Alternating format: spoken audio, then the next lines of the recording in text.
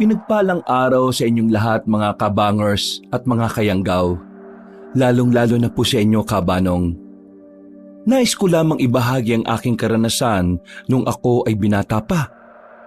Ang karanasan na ito ang siyang sumubok sa aming pagkatao. Lalong-lalo na sa aming mga pananaw. Ito rin ang nagpatunay sa akin na ang pagiging sakim ay walang maidudulot na maganda sa buhay ng kahit na sino. Dahil sa karanasan na ito, mas lalo kong naintindihan na ang lahat ng desisyon na ginagawa natin sa mundo ay may kapalit. Maaring maganda ang dulot nito sa atin at mas masama pa ay maaari din nating ikamatay. Ako po si Rico, ang sender na maghahatid ng kwento ngayong araw. At ito ang aking kwento. Bago po natin simulan ng kwentong handog ngayong gabi, kung maaari lang ay pindutin niyo muna ang subscribe button bilang suporta na rin sa ating channel. Bawat suporta na inyong ibibigay ay malaking tulong para may pagpatuloy ang paghahatid namin ng kwento. Maraming salamat po mga kabangers. Rico, naipasok mo na ba yung mga sinampay natin? Kanina patay. Kanina patay? Sinong patay? Ang sabi ko, kanina ko pa po naipasok ang mga sinampay, Itay. Mabuti naman kung ganon. Ikaw, Tay, ayos ka lang ba? Ayo naman. Bakit mo naman naitanong bigla? Kasi, naghihimay ka bigla ng malunggay Buwang ka pala ito yung uulamin natin ngayon. Hahaluan ko lang ng kaunting manok. Masarap ang sabaw habang maulan Narinig kita kanina, Tay, kausap mo si Mang Pedring. Hayaan mo na. Gano'n naman talaga ugali ng isang yun Huwag kayo maglala, Tay. Kapag nakahanap na ako ng trabaho, hindi ka na uutang sa siraulong yun. Ayos lang naman ako, Rico. Masaya na ako kasi sinasamahan mo ako sa pagtitinda ng asin natin. Ang kaso ngayon, medyo maulan ng mga nagdaang araw kaya ayan, ang hirap magbenta. Paano kung patusin ko na kaya yung inaalok sa akin na trabaho ni Ate Belen? Ay nako, tumigil ka. Hindi totoong magiging waterboy ka ron. Kapag nasa bayan ka na, mamanyakin ka lang ng babae yun. Alam mo naman na may gusto sa'yo yung dati pa, di ba? Hinihintay ka nga lang yata nun na nasa legal age ang edad mo Sayang din naman Maganda din naman si Ate Belen kahit na nanay na siya. Tumigil ka Balanding babae yon. May asawang OFW yun sa Qatar. Papayag ka na lalandin ka ng isang yon? Magtinda ka na lang na asin kaysa maging kabit. Ang mabuti pa, kunin mo yung payong. Lumabas ka at mangutang ka muna ng cubes dun kila Piting. Hindi pala ako nakabili kanina Pakamot-kamot na lang akong naglakad palabas sa bahay kabanong. Kinuha ko ang payong namin na gutay-gutay na. Sa hirap ng buhay, pati payong hindi na namin mapalitan. Nagtitiis na lang kami sa sira-sira. Kahit na nakapayong ako, ay nababasa pa rin ako. Pero wala akong magagawa kundi ang tiisin ng ganong sistema. O pre, anong sayo? Pwede bang makautang muna ng cubes? Panghalo lang sa malunggay namin. Wala na kasing pera, pre. Walang problema. Gusto mo, dalawa pa para mas malasa. Baliw. Wag na, ayos na isa. Oh, ayan. Okay na yan? Oo, okay na to. Salamat Pre, kumusta AirPods mo? Okay naman siya. Bakit? Binatukan ni Mang Pedring yun Kung tarantado lang ako, sinulsulan kong AirPod mo para labanan siya. Ano? Binatukan? Hindi ko yata nakita yun Oo pre, naawa nga ako sa AirPods mo kasi kahit ginawa na yun sa kanya, nakangiti pa rin siya kay Mang Pedring. Ba't tarantado yun Oo, baka naman gumawa ka pa ng gulo Hindi. Pero sa susunod kapag nakita kong ginawa niya yun sa tatay ko, papangahan ko siya gamit ng talampakan ko. Ha? Paano yun? Sige na pre. Balik na ako, baka hinihintay na ako ni tatay eh. Ay pre, bukas kapag wala kang ginagawa, sama ka sa amin ha. Laro tayo basketball. Tumango na lang ako, kahit na alam ko naman sa sarili kong hindi ako makakasama sa kanila. Sa halip kasi na maglibang-libang ako, nilalaan ko na lang ang libreng oras ko sa paghahanap ng pera. Lalo na sa mga panahon na mahina ang tinda namin ng asin. Sabay kaming kumain ni tatay. Pinagtiyagaan na lang namin ng tig-isang maliit na pakpak na manok. Mas marami pa ang sabaw kaysa sa laman. Ganun palagi ang ginagawa namin para kahit papaano, marami pa rin kaming makain. Pagkatapos pumunta na lang ako sa maliit naming kusina. Naroon ang asin na ilalako sana namin kinabukasan. Pinagpahinga ko na si tatay. Ako na ang tumapos ng pagsasalok sa mga plastik. Dakong 12:00 na ako natapos, natulog na rin ako. Kinabukasan paggising ko, maulan-ulan pa rin, pero hindi na ganun kalakas. Kailangan ko lumabas noon para makapaglako ng asin. Masama ang pakiramdam ng tatay ko, kaya mag-isa ko lang na iroronda ang daladala kong asin. Hindi kasi kami pwedeng tumigil sa pagtitinda ng asin. Wala kaming makakain. Aling Fe, asin oh, masarap to. Kapag inalo mo to sa niluluto mo, nakko, makakalimutan mong maalat to. Patawa-tawa na lang ang matanda, pero bumili rin naman siya. Dinadaan ko na lang din talaga sa kung ano-anong pautot para lang may bumili. Makalipas ang 1 oras, naubos na rin naman ang dala ko. Kakaunti lang din naman. Pauwi na sana ako nang mapadaan naman ako sa bahay nila Gary. Kababata namin ni Piteng. Nakita ko siyang nasa bakuran. Parang problemado. Sunod-sunod ang paghit-hit niya ng sigarilyo. Nilapitan ko siya para kumustahin. O pre, ano? Ayos ka lang? Uy, ikaw pala. Oo, ayos lang naman ako. Ano bang nangyari? Yung kapatid kong baliw eh. Kung ano-ano na namang sinasabi. Naiinis na ako. Lumabas na lang ako, baka masapak ko pa eh. Uy pre, huwag kang ganyan ha. Alam mo naman na may problema sa pag-iisip yung kapatid mo. Ikaw na lang ang umintindi. Eh pare naman, hindi ako makatulog na maayos kasi ang dami-dami niyang sinasabing weirdo eh. Buisit. Dahil din sa kanya kaya nawalan ako ng trabaho eh. Abay, pumunta ba naman sa sagingan tapos sinabihan niya yung boss namin na kampon daw ng kadiliman? Ay, nako, problema nga yan.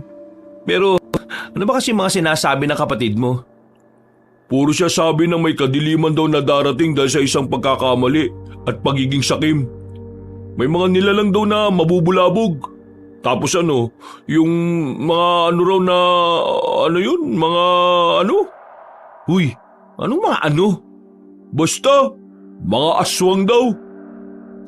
Aswang? Matagal nang walang aswang ah. Hindi naman kasi totoo yung mga yan eh. Gawa-gawa lang yan ng mga siraulo. Kaya nabubisit ako sa kapatid ko eh. Kung ako lang masusunod, pinatapon ko na sa mental hospital yan eh. Nakakaabala na eh. Kahit ako na gusto lang namang mabuhay ng maayos eh, napupirwisyo pa. Pero pre, mas maganda rin naman kung idadaan natin sa mahinahong usapan ng lahat. Palagi mong tatandaan na hindi mo kailangan manakit para maayos ang isang bagay. Oo, sige. Maraming salamat. O paano? Una na ako. Relax ka lang ha. Palabas na sana ako ng bakuran nila pero narinig kong sumigaw ang kapatid niya. Sinasabi nitong ang kadiliman daw ay malapit lang sa liwanag. Nagkatinginan na lang kami ni Gary. Napapailing na lang siya ng may pagkadismaya. Makalipas ang ilang araw, naging maganda na rin ang panahon. Balik paglalako na kami ng tatay ko dahil bumuti na rin naman ang pakiramdam niya. Kahit na malayo na kami, hindi pa rin kami nakakaramdam ng pagod. Sanay na kami ni tatay sa lakaran. Nabalita mo na ba yung nangyari sa San Fernando? Ho? Bakit? Anong meron? Nagkagulo. May kumakalat kasing balita na may naitatagong kayamanan sa kagubatan na malapit sa kanila. Kaya lahat ng tao ron, nagsikilos, naghanap. Pero wala naman silang nakita. Kayamanan? Yan ba yung sinasabing kayamanan na iniwan at tinago ng mga Hapones dito sa Pilipinas? Oo, yun na nga. Pero wala naman kasing kasiguraduhan kung saan dito sa Pilipinas iniwan yun eh. Pero tingnan mo yung mga taga San Fernando. Desperado silang lahat kahit walang kasiguraduhan. Grabe, no? Ganon ang epekto sa kanila ng kahirapan. Bakit tayo, Tay? Hindi naman tayo ganon. Mahirap din naman tayo, ah. Kasi tayo, naniniwala tayo na kaya tong isalba ng pagsusumikap at pagtsatsaga. Pero Tay, hindi ka ba napapagod sa buhay natin? Ano bang klaseng talong yan? Malamang nakakapagod maging mahirap. Pero wala naman tayong ibang mapagpipilian kundi ang lumaban at magpatuloy eh. Alam mo kung bakit gusto ko pa rin tumuloy? Kasi kasama kita. Ganun din naman ako, Tay eh. Ikaw lang din naman ang pinaguhugutan ko ng lakas. Kaya nga hanggat maaari, gawin natin ang makakaya natin para makapamuhay ng marangal. Napangiti na lang ako sa sinabi ng tatay ko, Kabanong. Sa aming pagpapatuloy, narating na rin namin ang isa pang baryo. Pagpasok pa lang namin ay may mga sumalubong na sa amin. Pinakyaw nila ang mga natitira naming tinda. Masaya naman kami kasi maaga kaming makakauwi. Nako, maaga tayo makakauwi nito, Tay. Ang saya naman ng araw na to. Yan ang sinasabi ko sa iyo. Hanggat naniniwala tayong kaya nating umunlad sa maayos na paraan, gagabayan tayo palagi ng Panginoon at bibigyan niya tayo ng biyaya. Hindi na kami nagtagal pa sa lugar na yon. Agad na rin kaming umalis. Pero habang naglalakad kami pauwi, meron kaming natanaw na grupo ng mga kalalakihan na armado na pumasok sa kagubatan. Agad akong hinila ni tatay sa gilid. Tay, anong meron? Bakit may mga dala silang baril? Hindi ko rin alam. Pero mukhang mga rebelde mga yan. Lumapit kami roon at sumilip kami sa gubat. Nakita namin ng mga armadong lalaki na parang may hinahanap sila. Find the treasure now. We need to find the treasure. Or else I will kill you all. Tay, mukhang hindi sila rebelde. Kanu yun, oh. Hinahanap din nila yung kayamanan. Diyos ko. Pati mga armadong tao naghahanap na rin. Sino ba kasi nagpakalat ng balitang yon? Tay, umalis na tayo dito. Baka mamaya makita pa nila tayo. Baka madamay tayo. Kabadong-kabado ako noong mga oras na yon, Kabanong. Agad na rin kaming umalis ni tatay. Buti na lang din ay hindi nila kami nahalata. Nakabalik naman kami ng payapa sa amin. Pagdating nga namin sa baryo, naririnig na rin namin sa iba ang usap-usapan tungkol sa kayamanan. Umabot na yun sa amin. May mga tao na rin sa amin na nagkakaroon ng interes sa kayamanan na yon. Oh, ano yan pre? Ibebenta na? Oo, bulok na eh. Wala na tong silbi. Papatimbang ko na lang. Nabulok na kasi ito eh. Sayang nga oh. Hindi na kasi namin ito nagamit mula nang ma-flat yung gulong. Sayang yung bisikleta na yan ah. Pero wala. Timbangan na lang talaga bagsak niyan. Pre, anong masasabi mo dun sa kumakalat na haka-haka tungkol dun sa kayamanan? Naiintriga rin ako. Parang gusto ko na nga rin makihanap eh. Wala pa namang kasiguraduhan na nandito yun sa probinsya natin eh. At mas lalong wala namang kasiguraduhan na totoo nga yun. Paano kung meron? Di paldo-paldo yung makakakuha nun. Kung wala, nagsayang lang ng lakas sa mga taong maghanap nun dun. Pero wala namang masama kung susubukan. Sa hirap ng buhay ngayon, lahat ng paraan para makaahon, dapat hindi na natin pinapalagpas. Wala namang mawawala sa atin kasi walang-wala rin naman na tayo ngayon eh. Oh, si Gary yun ah. Kung ano? Hoy! Gary! Halika dito! Nakasimangot ka na naman ah. Visit kasi sa bahay eh. Oh, ano na naman ba nangyari? Parang lagi ka nalang inis ah. Pinatake na naman ng katarantaduhan yung kapatid kong may sapak. Oh, kalma, relax. Bakit? Ano na naman ba yung nangyari? Ayun, sigaw ng sigaw. Sabi na may grupo daw ng mga armado ang makakakita sa hinahanap ng lahat. Tinatanong ko nga kung alam niya kung nasaan yung kayamanan na hinahanap ng mga tao eh. Tinawanan lang niya ako. Ay ayun, nabwisit talaga ako. Umalis na lang ako kaysa masapak ko pa eh. Sa sinabing yon ni Gary ay nagtindigan ng mga balahibo ko. Hindi ko alam kung bakit, pero pakiramdam ko dahil yon sa pagiging tugma ng sinabi ng kapatid niya at sa nakita namin ng tatay ko. Bigla ko na lang naisip na baka magkatotoo na ang mga armadong lalaki na yon ang makahanap sa kayamanan, kung sakaling meron man. Umiiling-iling na lang ako, Kabanong. Pilit kong inaalis sa isip ko na walang basihan ng sinasabi ng kapatid niya. At nagkakataon lang din na merong armadong grupo na naghahanap sa kayamanan. Nang maging kalmado na si Gary, umalis na rin siya kasama si Piteng. Nilapitan naman ako ni tatay at inabutan ng kape. Iniisip ko pa rin ba yung nakita natin kanina? Ay, oo, tay eh.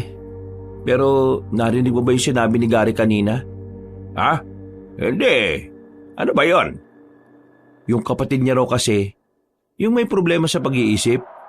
Sinasabi na may armadong lalaki raw na makakahanap ng kayamanan.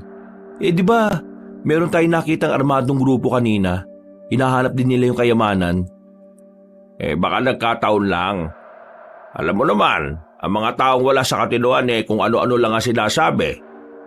Wala namang basihan yung sinabi niya eh. Minsan nga kapag dadadaan ako sa bahay nila, naririnig ko yung sinasabi ng kapatid niya. May babagsak daw na malaking bulalakaw sa barangay natin. Wala namang nabagsak ah. Kasi hindi naman talaga makatotohanan ng mga naiisip ng kagaya niya. Kaya kung ako sa kanila, dalhidan nila sa tamang pasilidad para naman matugunan yung pangangailangan ng kapatid niyang si Gary. Kasi, nako, lalong mababaliw ang taong yon kung nasa bahay nila at hindi naman naasikaso. Nakakaawa lang. Napabuntong hininga na lang si Papa. Napaisip din ako sa sinabi niya. Pinagpalagay ko na lang na baka nga nakakataon lang ang lahat. Sa mga sumunod pang araw, patuloy na namayagpag ang usapin tungkol sa iniwang kayamanan ng mga Hapon. Dumami na rin ang nakaroon ng interes, pero wala namang kahit na isa sa kanila ang nakakita sa hinahanap na yaman. Tubal ng benta ngayon, anak? Ay, nako, pahinga na kaya muna tayo rito. Oo, kaya nga tay eh. Nakakadalawang plastic pa lang tayo. Dahil pang laman itong bayong ko eh oh. Ako nga, natatay ako eh. Teka, saan ba pwedeng tumae rito? Naku, bawal dito sa labas tay. Doon oh, pasok tayo sa gubat. Doon ka maganap. Bilisan natin. Masakit na yung tiyan ko. Baka mamaya abutin pa ako dito sa salawal ko. Naku, nakakahiya. Agad kaming naglakad papasok ng gubat. Sakto na meron kaming natanaw na ilog. Umupo na si tatay sa likuran ng puno. Ako naman kumuha ng tubig na ipanghuhugas niya. Nang sumalok na ako ng tubig gamit ang sirang galon na nakita ko sa gilid, natanaw ko sa kabilang parte ng ilog ang mga armadong lalaki. Nagmamadali sila at base sa kilos nila, parang ang saya-saya nila. Dahil sa kuryosidad, bigla ko na lang naisipan na sundan sila. Binitiwan ko na muna ang hawak kong galon. Pansamantala, nawala na sa isipan ko na naghihintay pala ng panghugas ang tatay ko. Anong ginagawa nila? Bakit parang masaya sila? Sila yung nakaraan ah. Nahanap na kaya nila yung kayamanan?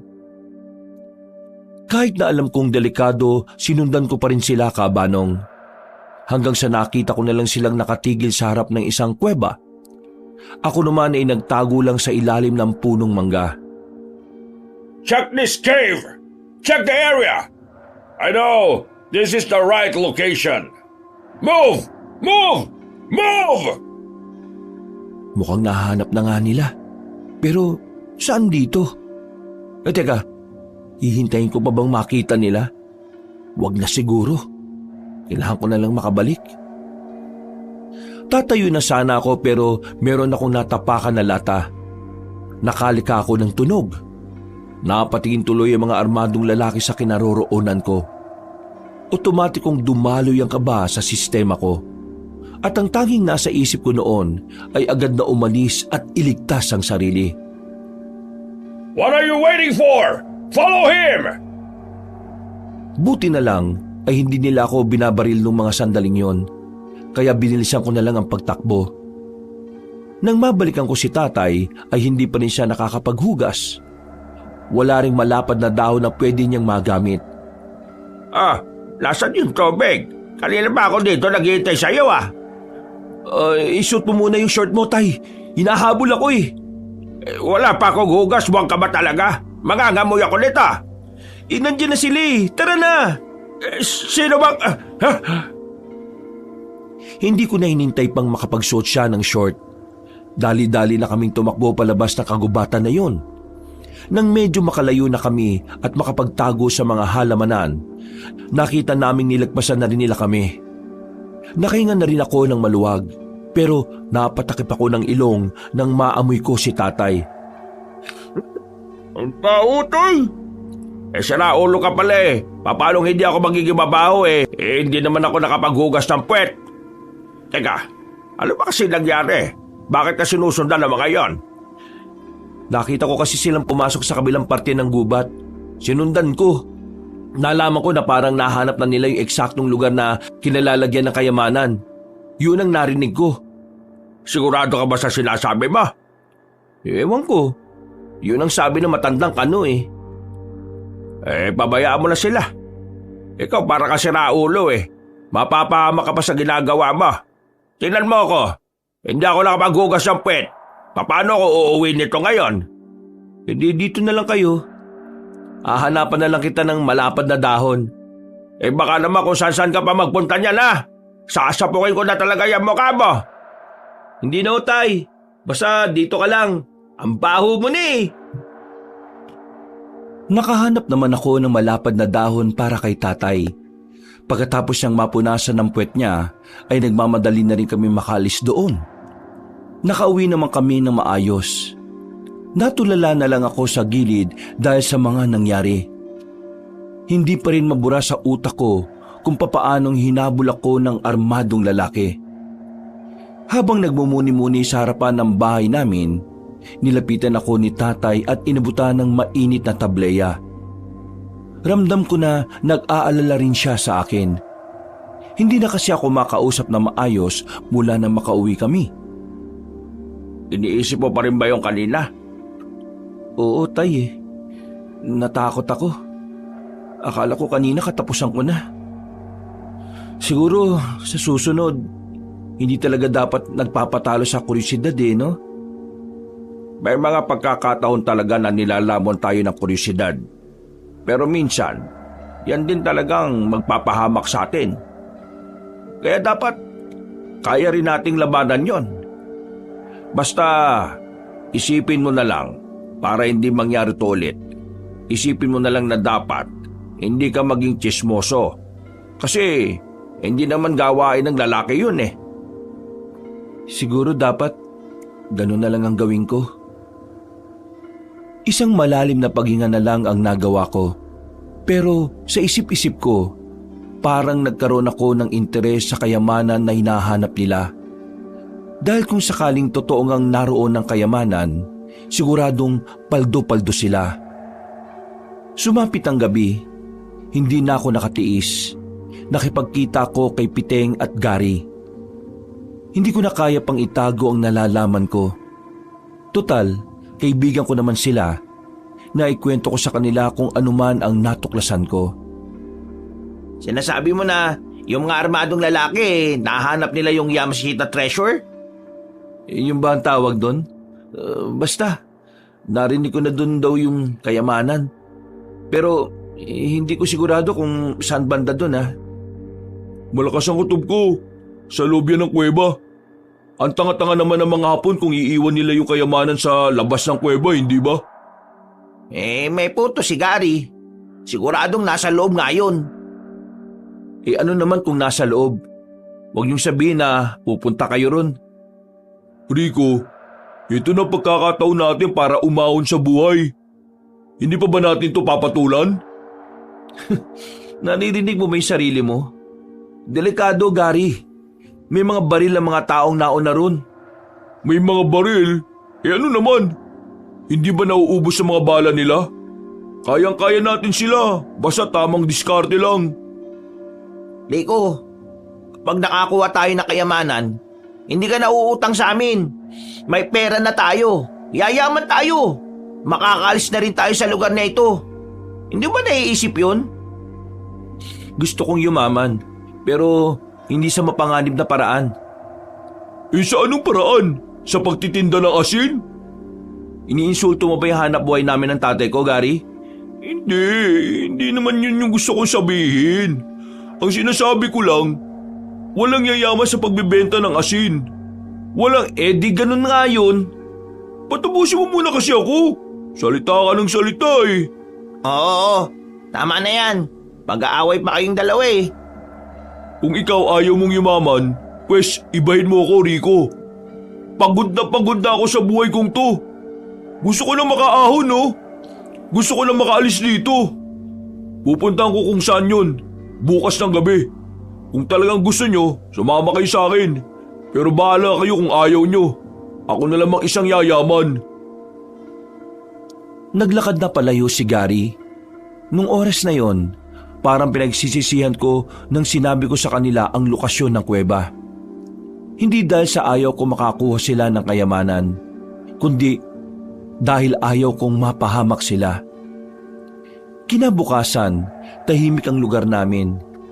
Himala na wala akong naririnig tungkol sa usap-usapang kayamanan. Parang kalmado. Hanggang sa sumapit na nga ang kinagabihan. Nagulat na lang ako nang makita ko ang tatay ko na nakabihis na. May dala-dala siyang malaking bag na mukhang wala namang laman. Oh, ano ka ba? Bakit nandiyan ka pa? Hindi ka ba sasama sa akin? Wala ka naman sinabi na maglalako tayo ng asin sa ganitong oras eh. Sino nagsabi na maglalako tayo ng asin? Ano ang gagawin natin? Wala ka namang sinabi sa akin kanina. Wala akong sinabi. Kung wala akong sinabi, sumama ka na. Makikikuha tayo ng kayamanan. Hindi pwedeng sila lang. Oh? Ano pinagsasabi niyo, Tay? Alam na ng lahat ng taga rito ang tungkol sa kayamanan. Mamaya, papunta na sila ron. Iniintay lang nila ang kapitan natin. Kaya nga bago sila makarating doon, unahan na natin. Total, ikaw naman ang unang nakatuklas doon, di ba? Diyos ko naman, Tay. Pati ba naman kayo? Akala ko ba mas magandang mamuhay ng pinaghihirapan? Bakit parang nag-iba rin yung pananaw mo ngayon? Nagbabago ang pananaw ng tao depende sa pangangailangan, anak. Kaya nga gusto ko, umahon na tayo. Sawang-sawa na ako sa buhay na ganito. Kaya sumama ka na sa akin. Kukurot lang naman tayo ng kaunti eh. Tay, hindi ko sigurado kung talagang nahanap nila yung ginturon. Wala akong matibay na ebidensya na nagsasabing nakita nga nila. Narinig ko lang. Isa pa, delikado dun. Alam niyo naman na mga armado mga yun eh. Hindi kayo sasantoy ng daladala nilang mga baril na matataas ang kalibre. Kung ayaw mo, ako na lang. Kikilos na ako kaysa maunaan pa tayo ng mga kalugar natin. Mauubusan pa tayo eh. Sandali nga. O ano, nagmamadali ako eh. Oo na, kasama na po ako. Kakainis naman oh. Hindi ka rin pala makakatiis eh. Sasamahan ko kayo kasi nag-aalala ako sa inyo. Ayaw kitang mag-isang maglakad. Rico, hindi naman natin to gagawin dahil sakim tayo. Gagawin natin to para makahinga naman ng kaunti sa buhay. Hindi naman natin uubusin eh. Kukuha lang tayo ng sapat sa atin. Huminga ako ng malalim. Kahit natutol ako sa sinasabi niya, wala akong magagawa kundi ang samahan siya. Hindi ko rin naman pwedeng hayaan na lang na lumakad siya ng walang kasama. Lalo pat ang mga pwede niyang madatnan doon ay mga taong maaaring makapatay sa kanya. Habang abala pa ang mga tao sa pagpupulong nila, sinamantala na namin ni tatay ang pagkakataon. Palihim kaming umalis. Mabilis kaming nakarating dahil halos takbuhin na namin ang daan. Nagtago na muna kami sa gilid. Nakikiramdam kami sa paligid. Nakakapagtaka na wala kaming makitang mga nagbabantay roon. Mukhang walang tao ah. Tara. Teka, sandali lang tay. Anong walang tao? Tingin mo talaga walang magbabantay dyan? Baka nasa loob lang sila. Kaya magdaan-daan lang tayo. Tingnan mo nga tahimik. Bilisan natin. Hindi tayo pwedeng babagal-bagal kasi marami tayong kaagaw. Nauna nang lumabas si tatay. Kinabahan ako sa ginawa niya pero sumunod na lang din ako. Pagpasok namin sa loob ng kuweba ay binuksan namin ang daladala naming gasera. Nang magkaroon na ng liwanag, nakita na namin na malawak pala sa loob ng kuwebang yun. Maya-maya pa, napatago kami sa gilid ng merong kaming marinig na kaluskos. Pinatay namin ulit ang ilaw. Ang liwanag na lang na naroon ay ang mangilang-ilang gasera na nakadikit sa pader. May tao. Sumilip kami. Nakita namin ang matandang kano na gumagapang. Duguan siya. Hawak-hawak niya ang isang bag na parang mabigat. Hirap na hirap kasi siyang dalhin. Please, help me! There's a strange creature in this cave. Please, save me! What? What you say? A monster! He killed my man! Please, save me! Ha! I'm sorry, pero nandyan na yung sinasabi mo. Akin na yan! Nagulat ako sa ginawa ni tatay. Inago niya sa matandang kano ang bag. Pagtingin ni tatay sa laman, nanlaki ang mga mata niya at lumapad ang kanyang ngiti. Natameme na lang ako nung mga sandaling yon. Hindi ko inaasahan ang inasta ng tatay ko. Hindi kasi ganun ang pagkakakilala ko sa kanya. Parang madali na siyang binago ng pera. You will regret it! Isa ka na. Kailangan din namin to. Kaysa naman mapunta sa masasama kagaya nyo, hindi ba? Tara, Rico, anak, umalis na tayo! No! Bago kami makalabas ng kuweba, napalingon pa kami sa matandang kano. Nakita na lang namin na merong dumating na isang lalaki. Malaki ang katawan, maskulado. Hindi namin alam kung anong ginawa ng misteryosong lalaki. Pero narinig na lang namin na dumadaing sa sakit ang matandang kano. Noong mga sandaling yun, nagmamadali na kaming tumakbo. Nang makalayo na kami, muling binuklat ni tatay ang malaking bag. Nalula kami sa nakita namin. Puro ginto nga ang nasa loob noon, kabanong. Meron ding mga alahas at diamante. Anak, yayaman na tayo. Makakalis na rin tayo sa lugar na ito. Tay, tama ba yung ginawa natin? Di ba parang ninakawan natin yung matandang kano kanina? Tapos inaya na lang din natin siyang paslangin ng kung anumang nilalang yon? Nawa ka sa taong mas masahol pa sa demonya ang kaluluwa. Masasama sila. Tayo hindi. Kailangan lang talaga natin ng pera. At hindi naman natin to sosolohin eh. Palihim tayong magbibigay sa simbahan. Huwag sa barangay, kupal si kapitan eh. Gagamitin niya lang sa sugal yung donasyon natin. Pero tay, hindi naman atin ang kayamanan na yan. Dapat isurrender natin yan sa gobyerno kasi matagal lang pinag-hahanap yan eh. Tumigil ka nga. Tingin mo magandang ideya yan. Kapag sa kanila to mapunta, paghahatian lang to ng mga buhaya. Mas maiging nasa atin na ito. Para naman kahit minsan lang makaranas man lang tayo ng ginhawa. Tara na, umalis na tayo at baka maabutan pa tayo ng iba rito. Nagmamadali kaming nilisan ng lugar na yon, kabanong. Pag-uwi namin sa bahay ay agad na sinarado ni tatay ang lahat ng bintana at ang pintuan namin. Inilatag niya ang laman ng malaking bag sa kanyang papag. Hindi ako makapaniwala sa nakikita ko noon. Sa palabas ko lang kasi yun nakikita. Rico, tignan mo, magiging mayaman na talaga tayo. Ay, ang dami nito. Sa dami ng gintong nakalatag, isa lang ang pumukaw ng atensyon ko roon. Meron din isang parang maliit na garapon. Ginto rin siya. Siya lang ang kakaiba kaya dinampot ko at nilagay ko sa altar namin. Hindi ko na muna binuksan. Nakatuon lang ang atensyon ko kay tatay. Sulit ang pagbubuhat natin dito kahit ang bigat. Ang dami naman oh. Oh, eto. Itatago ko na ang iba sa ilalim ng papag ko ha. Kuha ka na lang kapag... Ha? Ano yun? May kumakatok. Wag. Hayaan mo sila. Rico! Buksan mo itong pintuan! Kasama namin ang taong bayan! Nandito si Kapitan! Mag-usap tayo! Alam kong may tinatago kayo riyan! Wag. Wag mo silang pagbuksan. Pero Rico! Buksan mo to! Kapag hindi mo to binuksan, mapipilitan kami pumasok dyan! Sirahin namin itong pinto! iba na ang tono ng pananalita ni Gary, kaya kahit ayaw ng tatay ko, tumayo ko para pagbuksan sila. Bumungad sa akin si Gary at Piting. Kasama nila si Kapitan pati na rin ang mga kalugar namin. Ano bang problema, Gary? Rico, magkababata tayo. Pero hindi ko alam na gagantuin mo kami ni Piting.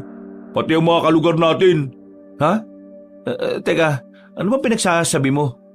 Pinuntahan namin yung kuweba, pero wala na kaming inabutan. Ang nakita lang namin doon, bakas ng dugo. Alam namin na kinuha nyo na yung ginto. Hindi kayo makakapagkaila sa amin. Meron kami nakitang isa sa bakuran nyo eh. Hindi nyo yata napansin na nalaglag dito. Ito oh. Noong mga sandaling yun, kahabanong, alam kong wala na akong lusot, kaya hindi na ako nagdahilan pa. Napabuntong hininga na lang ako at napayuko. Mang Rene, lumabas na kayo dyan. Alam na namin na nasa inyo yung ginto. Hindi naman tama na kayo lang ang makikinabang. Kailangan natin paghati-hatian ng mga yan. Hindi naman namin to susuluhin eh. Ibabahagi namin talaga namin ito sa ating lahat. Kaya lang naman kami nagtatago dahil doon sa nakita naming nilalang. Hindi ba, Rika? Anong nilalang? Yung nakita niyong dugo yun na matandang kano na armado. Sabi niya sa amin, mayroong mabangis na nilalang ang lumaga sa kanyang mga kasama. Yung ginto na nakuha namin, nakuha lang din namin sa kanya. Tumakas na kami nung nakita namin ang mabangis na nilalang na yun. Kung ano man ang nilalang na sinasabi nyo, wala na tayong pakialam doon oh. Ang malaga, pantay-pantay na magkaroon ng mga kalugar natin. Rico, palalagpasin namin tong ginawa nyo. Pero hindi ko nagustuhan yung tinangkan yung hindi pa alam sa mga tao yung tungkol dito. Wala na kaming nagawa pa ng tatay ko noon. Kinuha nila ang mga ginto at inilatag sa lamesa sa bakuran namin. Pinapila ang mga tao at isa-isang nabigyan. Makalipas lang ang ilang minuto ay natapos na rin ang pamimigay. Mas malaking porsyento ang napunta kay Kapitan dahil daw gagamitin sa pagpapaunlad ng lugar namin. Natulala na lang si tatay sa gilid. Hindi siya makapaniwala na mababahig-bahig ang ginto na iniisip niyang kanya lang. Samantala, hindi ako pinansin ni Piting at Gary. Lumabas sila ng bakuran namin nang hindi man lang ako tinitingnan. Wala na. Nasayang lang yung pinaghirapan natin. Anong nasayang lang? Meron pa rin naman tayong nakuha eh. Meron ka pa namang naitago sa ilalim ng papag mo, tay. Ano bang gusto nyo? Suluin lahat? Ganyan ka na ba kasakim? Ay, bibig mo ha. Hindi ko gusto tabas ng dila mo ngayon.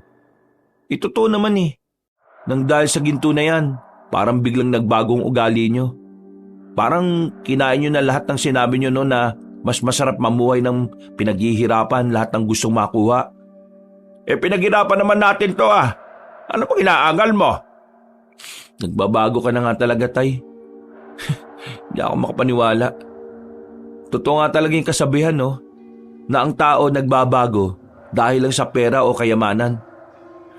Rico, anak. Alam mo, pasensya ka na ha.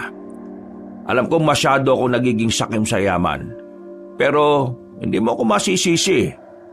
Mula pagkabata ko, hindi ako nakaranas ng masarap na buhay. Alam mo naman yun, hindi ba? Kaya sana, maintindihan mo ako ngayon. Kaya naman kitang intindihin, Tay eh. Ang gusto ko lang, sana naman huwag kayong magbago. O sige, pinapangako ko, hindi ako magbabago. Ako pa rin ang tatay mo. Isang malalim na paghinga na lang ang nagawa ko, Kabanong. Kumalma na rin ang kalooban ko. Pakiramdam ko noon, nagbalik na ang tatay ko. Humingi rin ako ng paumanhin sa kanya, kaya naging maayos na rin kaming dalawa. Kinabukasan, masaya ang buong baryo namin. Lahat ba naman ay paldo-paldo dahil sa ginto. Maingay, maraming nagkakantahan. Habang kami ni tatay, nasa bakuran lang. Hindi pa rin namin binibenta ang ginto sa bayan. Rico, anak, pasensya ka na ha. Dahil sa akin hindi ka na pinansin ng dalawa mong kaibigan. Kasalanan ko talaga yun Naging sakim ako. Ay, ayos lang. Kakausapin ko na lang sila. Pagkatapos naming mananghalian ni tatay, lumabas ako ng bahay namin. Pinuntahan ko si Piting at Gary. Sakto naman na nasa bilyaran silang dalawa. Nakita nila akong nasa labas kaya lumapit sila sa akin. Mga pre, gusto ko sana kayo makausap tungkol dun sa nangyari kagabi. Maniwala man kayo sa hindi ko talaga ginusto yun. Ayoko nga kunin yung kayamanan na yun Pero si tatay ang mapilit Hindi ko naman siya pwedeng hayaan na mag-isa pumunta ron. Kaya sinamahan ko siya. Medyo nagtampo lang naman kami. Pero alam naman namin ni Gary na hindi ka naman sakim na tao. Siguro si Bang rin nasilaw lang. Mabuti na nga lang kagabi, pumayag siya na ibahagi na lang sa lahat Kilala ko kayo ng tatay mo. Hindi kayo sakim na tao. Pero minsan, may parte talaga ng buhay natin na babaguhin tayo ng sitwasyon. Kagabi, inis ako sa tatay mo. Pero naintindihan ko na lang din siya. Ganon din kasi ako minsan Maraming salamat at naunawaan niyo ako. Akala ko hindi niyo na ako kakausapin kahit na kailan Hinihintay ka lang din naman namin na lumapit. Hindi namin magagawa yun sa'yo, no? Sabay-sabay tayong nagpatuli tapos dahil lang sa kayamanan kakalimutan ka na namin. Hindi naman kami ganun.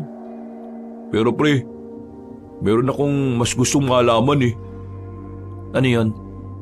Sumama kayo sa akin sa bahay. Tara. Pagdating namin sa bahay nila Gary, ang tanging naroon lang ay ang isa pa niyang kapatid na nagbabantay kay Romer. Ang kapatid naman niyang may problema sa pag-iisip. Hindi ko alam kung bakit dinala kami ni Gary sa mismong silid ng kapatid niya. Pero nang makita ko ang drawing ni Romer sa mga pader, dito na ako kinilabutan. Kaya kita isinama rito, Rico, kasi may gusto akong itanong sa'yo. Kagabi pag-uwi ko, tong si Romer, bigla-bigla na lang nagsalita. Sabi niya, isang dayuhan daw ang pinaslang na mabangis na nilalang. Tapos, may mag-ama raw na dumating para kunin yung kayamanan. Yung mga sinabi niya, tugma sa nangyari kagabi. Tugma sa kwento ninyo.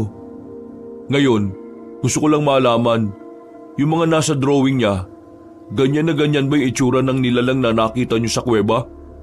Yan kasi ang sinasabi ni Romer na kampo ng kadiliman Biglang namahos ang palad ko sa sobrang kaba-kabanong. Huminga na muna ako ng malalim. Napapikit pa ako nang balikan ko sa alaala ko ang itsura ng nilalang na yon. Oo pre, ganyan na ganyan nga. Pero ang nakakapagtaka pre, paano nalaman ni Romer yun? Totoo nga sabi ni Lola nung bago siya mamatay. Hindi sira ulo itong kapatid ko. Meron siya kakaibang kakayahan na hindi basta-basta nagagawa ng tao. Totoo pa lang mga sinasabi niya. Hindi siya nag-iimbento lang. Pero, masasabi niya ba sa atin kung anong nilalang na naroon?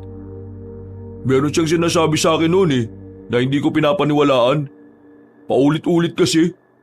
Pero ang sabi niya noon, aswang daw. Ha? Aswang? Aswang yung nakita namin ni tatay? Sabihin na natin na aswang. Pero anong ginagawa niya sa kuweba kung saan naroon yung ginto? Hindi naman talaga ito yung ginto na iniwan ng mga Hapon? Sinasabi mo bang yung gintong pinagati-hatian natin pagmamay-ari ng aswang na yon? Hindi ko alam. Pero mga pre, masama ang kutob ko. Paano kung balikan tayo ng aswang na yon? Huwag ka matakot. Marami tayo, no? Nag-iisa lang yun. Kung sakali mang dumayong aswang na yun sa lugar natin, wala rin namang magagawa yun Sabihin na kaya natin sa mga kalugar natin para alam din nila na Huwag. Magdudulot lang tayo ng taranta sa mga narito. Pabayaan na lang muna natin sila na ma-enjoy yung buhay nila. At isa pa, kailangan muna natin makasiguro na tama ang hinala natin. hinala na alin? Na aswang nga may-ari ng mga ginto? Oo. Nagkakatinginan kaming tatlo. Baka sa mukha namin ang pag-aalala at pangamba. Kahit hindi nila sabihin, alam kong kinakabahan na rin sila. Pero pinilit na lang namin na kalimutan ang bagay na yon. Sa mga sumunod na araw, naging maayos naman ang buhay naming lahat. Walang kahit na anong nangyayaring masama. Sa katunayan, kaming dalawa ni tatay ay nakapagpatayo na rin ng tindahan sa bayan. Meron kami mga kinausap na tao para magbantay doon.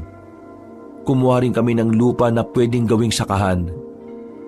O yan anak, nagsisimula nang magbago ang buhay natin. Huwag ka mag-alala, hindi naman ako magbabago. Tay, paulit-ulit ka naman. Alam ko naman na hindi ka naman talaga magbabago. At masaya ako doon. Buti nga nakinig ako sa iyo Kung hindi siguro ako nakinig isa na rin akong ganid at sakim. Wala na siguro akong pinakaiba sa mga buhaya sa gobyerno ano. Uy, nahanyo lang yung boses nyo, tay. Baka mamaya may makarinig sa atin. Pareho na lang kaming natawa sa pinag-uusapan namin habang nakatanaw sa lupa na nabili namin.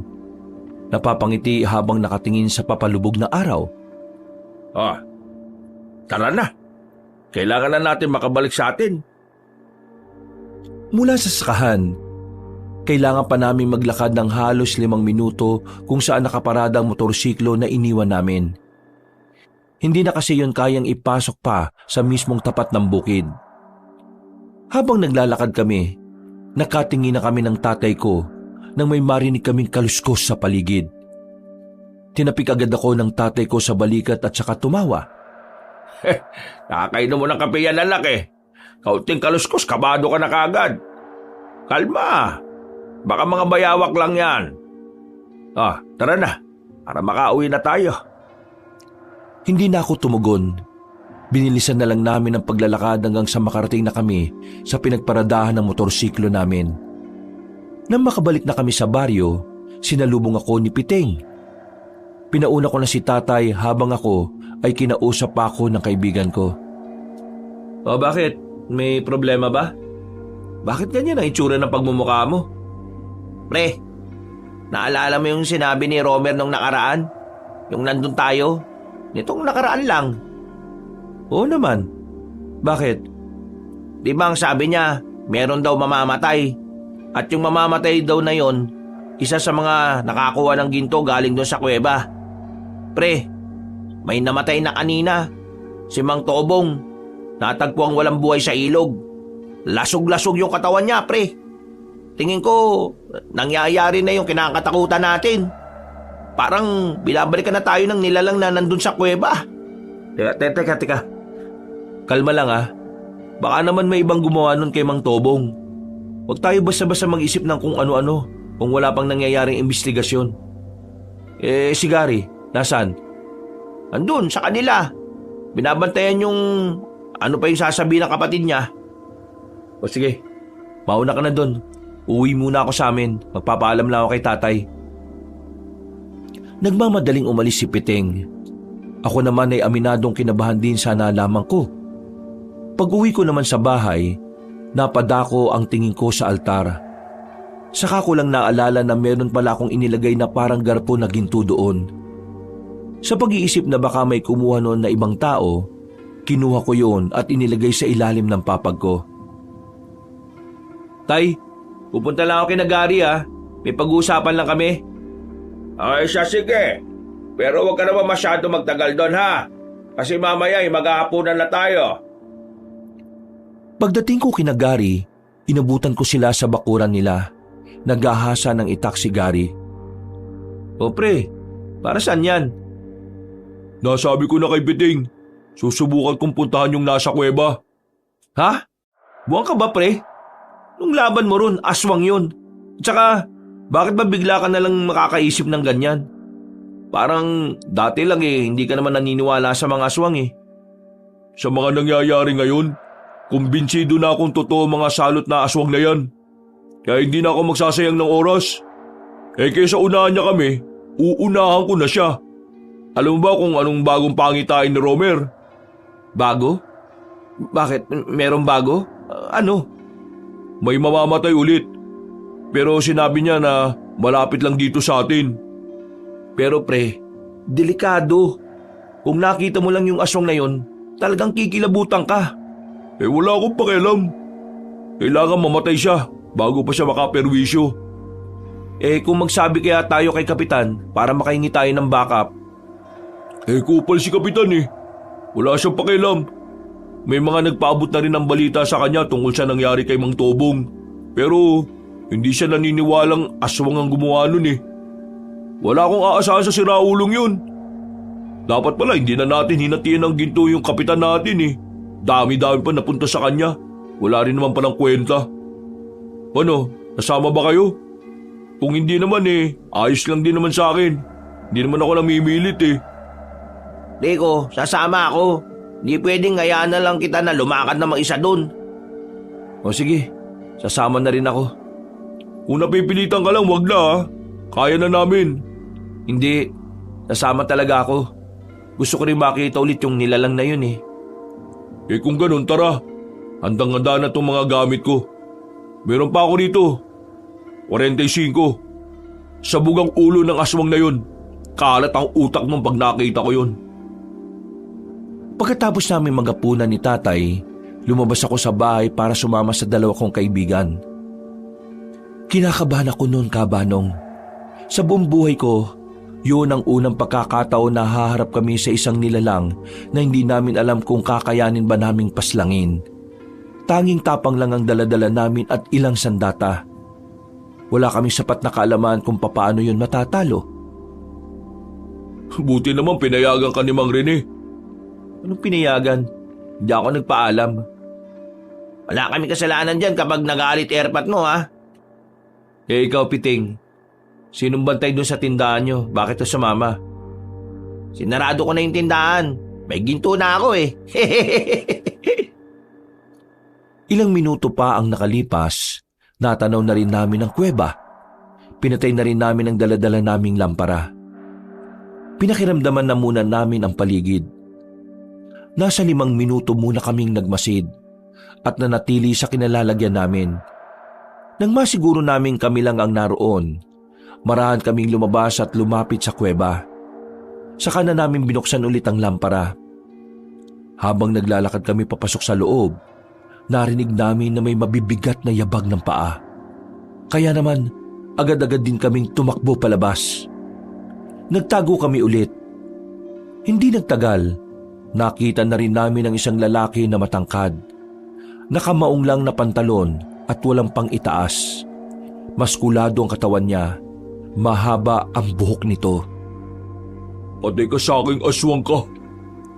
Inilabas na ni Gary ang kanyang baril. Hindi na siya nagsayang ng oras. Pinagbababaril niya ang aswang na yon. Pero sa kasamaang palad, hindi naman niya yon tinamaan kahit na isa. Mabilis na nakailag ang lalaking aswang. Sa bilis ng kilos ng aswang ay hindi na namin nalaman kung saan yon nakapagtago. Nawala!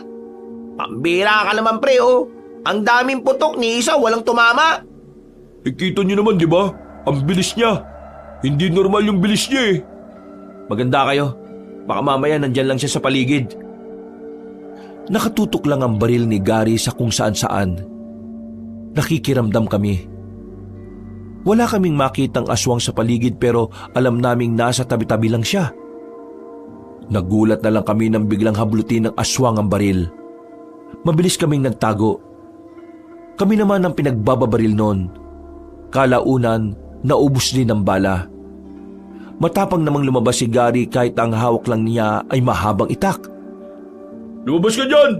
Papatayin kita! Hindi ka na makakaperwisyo ng ibang tao sa labas! Huwag mo na ngamunin, pre. Pambira ka naman, oh. Naririnig niyo ba yung pre? Parang galit ang galit siya. Huwag kayong matakot. Mas lalo lang siyang magkakaroon ng lakas ng loob kapag naging duwag tayo. Gary! Hindi na namin namalayan na nasa gilid na pala ang lalaking aswang. Madilim kasi sa bandang yun kaya hindi na rin namin nabantayan. Nahila ng aswang si Gary. Sinubukan niyang tagain yon pero wala rin namang nagawa ang itak niya. Pumaibabaw ang aswang sa kanya. Kami naman ay sinubukan ding umatake sa aswang pero masyado siyang malakas. Nasipa lang kami sa gilid kaya agad kaming bumalandra. Pero may kakaibang nangyari. Nakita na lang namin na natataranta ng umalis ang aswang habang may tama na ng palaso sa balikat. Hindi na yung pumasok ng kuweba. Hindi nyo na dapat inamon ng isang aswang lalo na kung wala naman kayong alam kung paano siya papaslangin. Sino kayo? Lumapit siya sa amin. Tinutukan namin siya ng ilaw para makilala ang mukha niya. Matanda na siya, pero malakas pa ang pangangatawan. Marami siyang burloloy sa katawan, kaya ang unang pumasok sa isipan ko, baka isa siyang albularyo. Liitin mong aswang ang kinakalaban nyo. Hindi nyo siya kakayanin. Kung hindi ako dumating, siguradong wala na kayong tatlo. Eh di salamat. Sino kayo? Sabihin nyo. Isa akong albularyo. Trabaho kong hanapin ang mga aswang na yan at paslangin. Mga aswang? Marami sila? Oo. At yung aswang kanina, isa lang yon. Baka maraming aswang sa kuweba na yan. Diyos ko naman. Wala. Wala nang aswang sa loob. Nararamdaman ko. Nararamdaman? May kapangyarihan ka ba? Para maniwala kayong wala nang mga aswang sa loob, sumama kayo sa akin, papasok ako. Nauna nang naglakad ang matandang lalaki. Nakatinginan kami saglit, pero sumunod din naman kami sa kanya. Wala pa kaming tiwala sa matandang yon, kaya naisipan ko nang tanungin ang pangalan niya habang naglalakad kami sa loob ng kuweba. Mang Juan ang pangalan ko. Malayo pa ang tinitiran ko. Naglalakbay ako para lang mahanap ang mga aswang. Hindi ko alam na narito pa lang isa sa mga aswang na dapat kong mapaslang.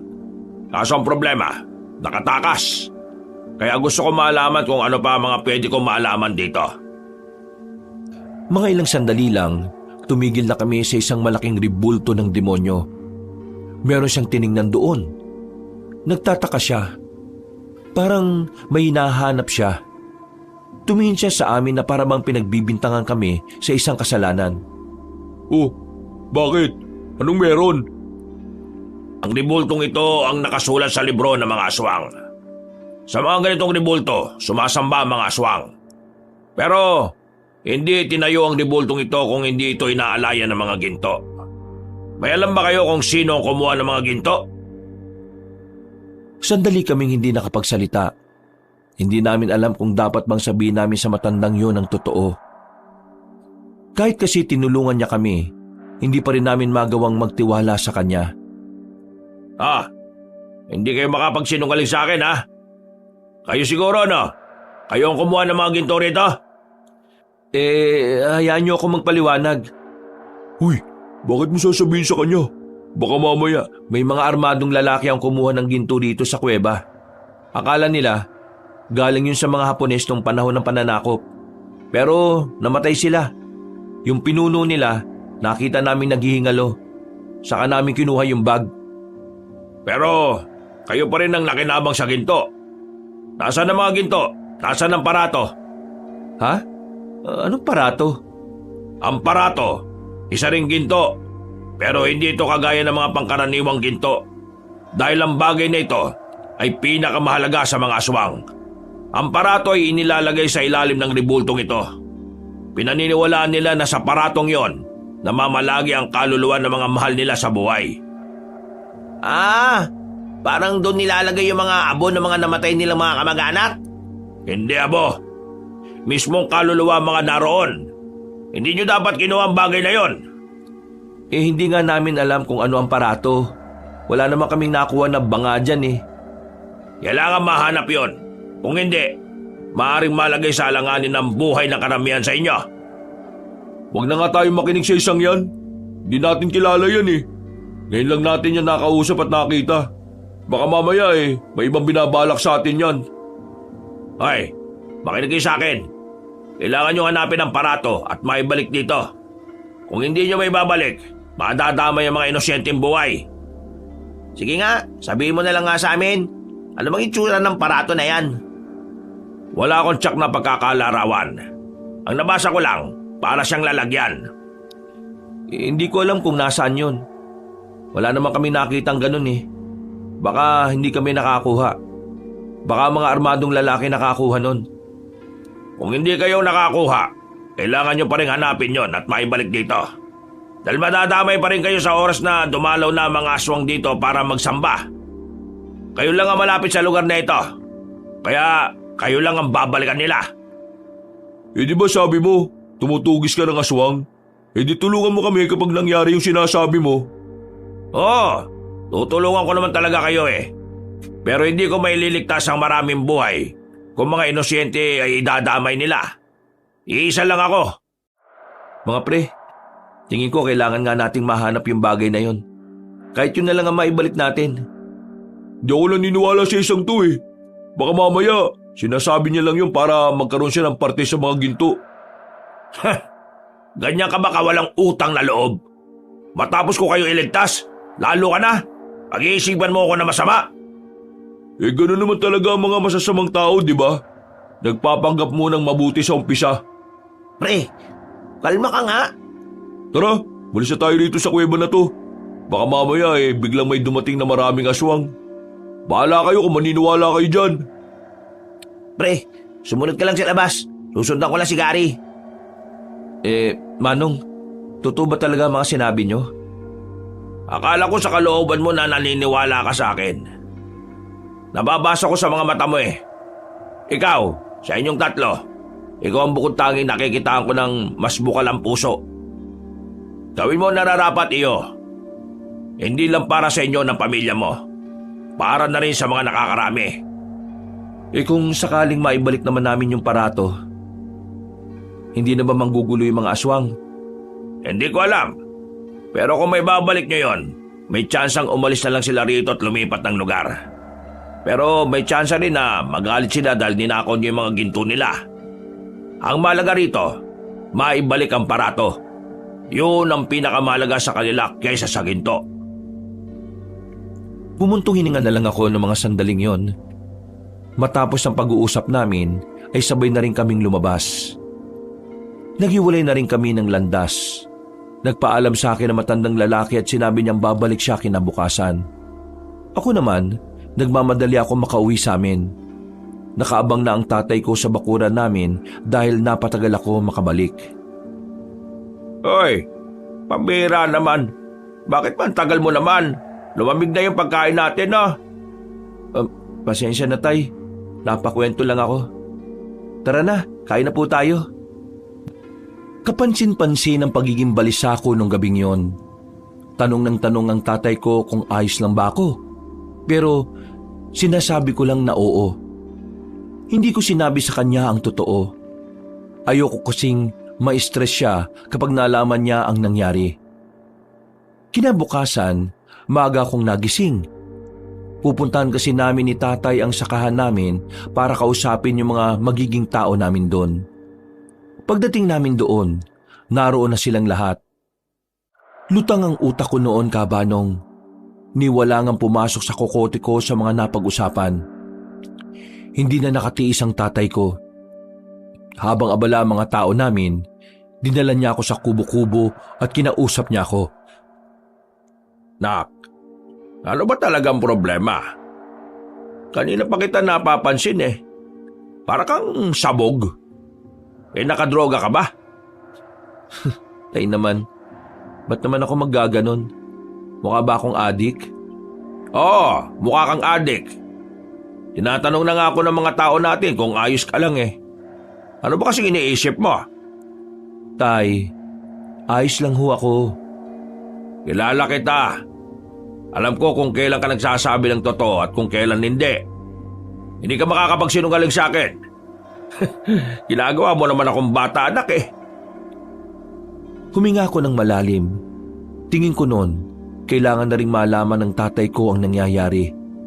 Naiisip ko na mas mainam nang may alam siya para kahit papaano mapaghandaan niya ang mga maaaring mangyari. Sige na, ano yun anak? Tay, kagabi, pinuntahan namin yung aswang. Doon sa kuweba. Nakalaban namin, kasama ko si Garit Piting. Ba't tarantadong batang to ah? Bakit yun naman ginawa yun? Diyos ko ka, paano kung napahama kayo ron? Alam niyo naman na hindi basta-basta yung nilalang na yun, hindi ba? Yung kapatid kasi ni Gary na nagkakaroon ng mga pangitain, pinagbasihan namin yun.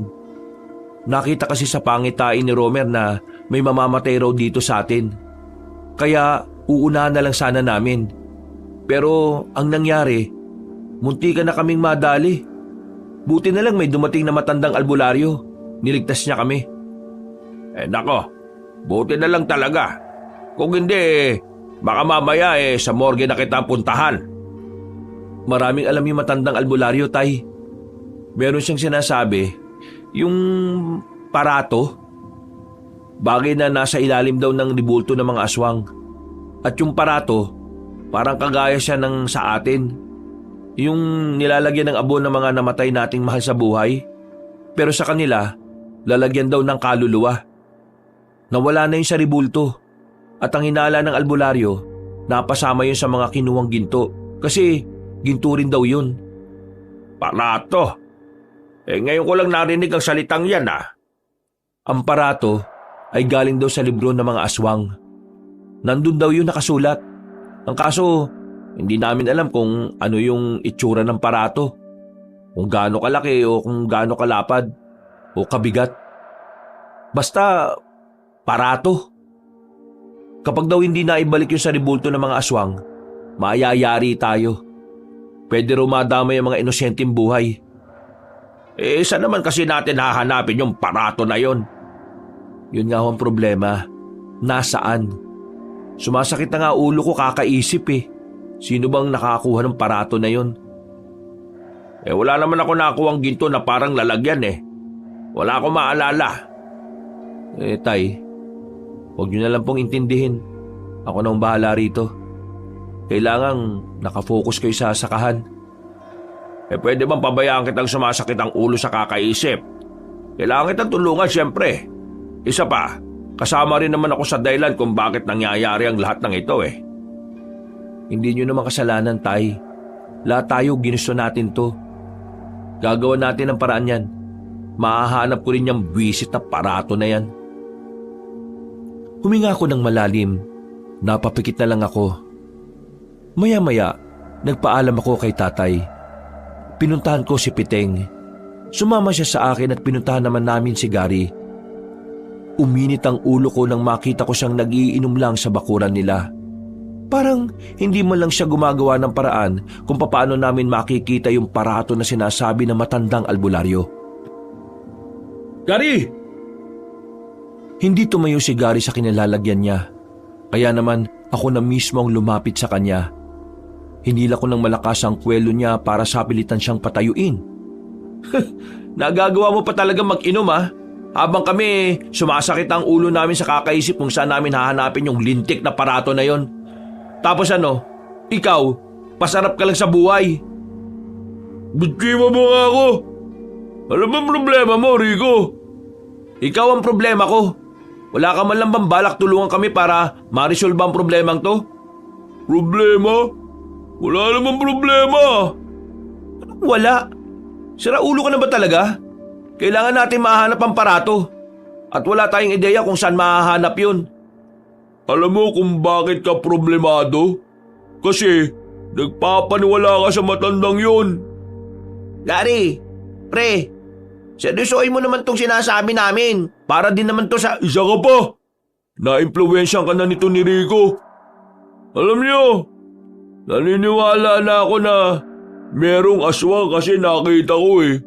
Pero hanggang dun na lang yun. Yung pinagsasasabi ng albularyo, hindi na ako maniniwala dun. Ano?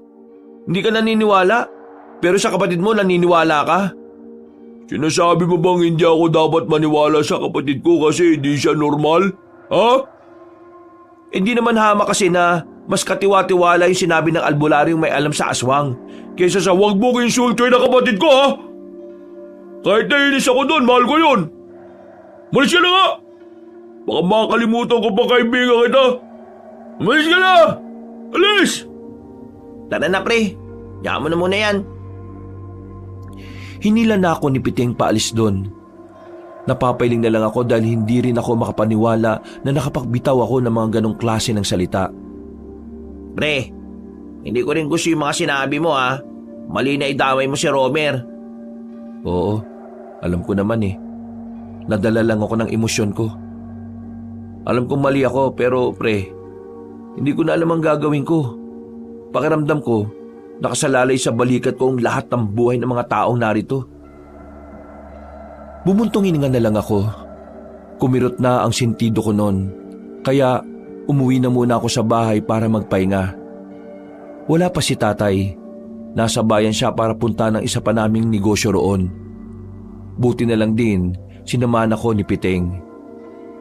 Dakong 8:00 ng gabi, tahimik na ang paligid. Nag-aalala na ako noon kasi wala pa rin ang tatay ko. Pre, paano? Una na ako ha. Sige pre, maraming salamat ha. Medyo kalmado na utak ko.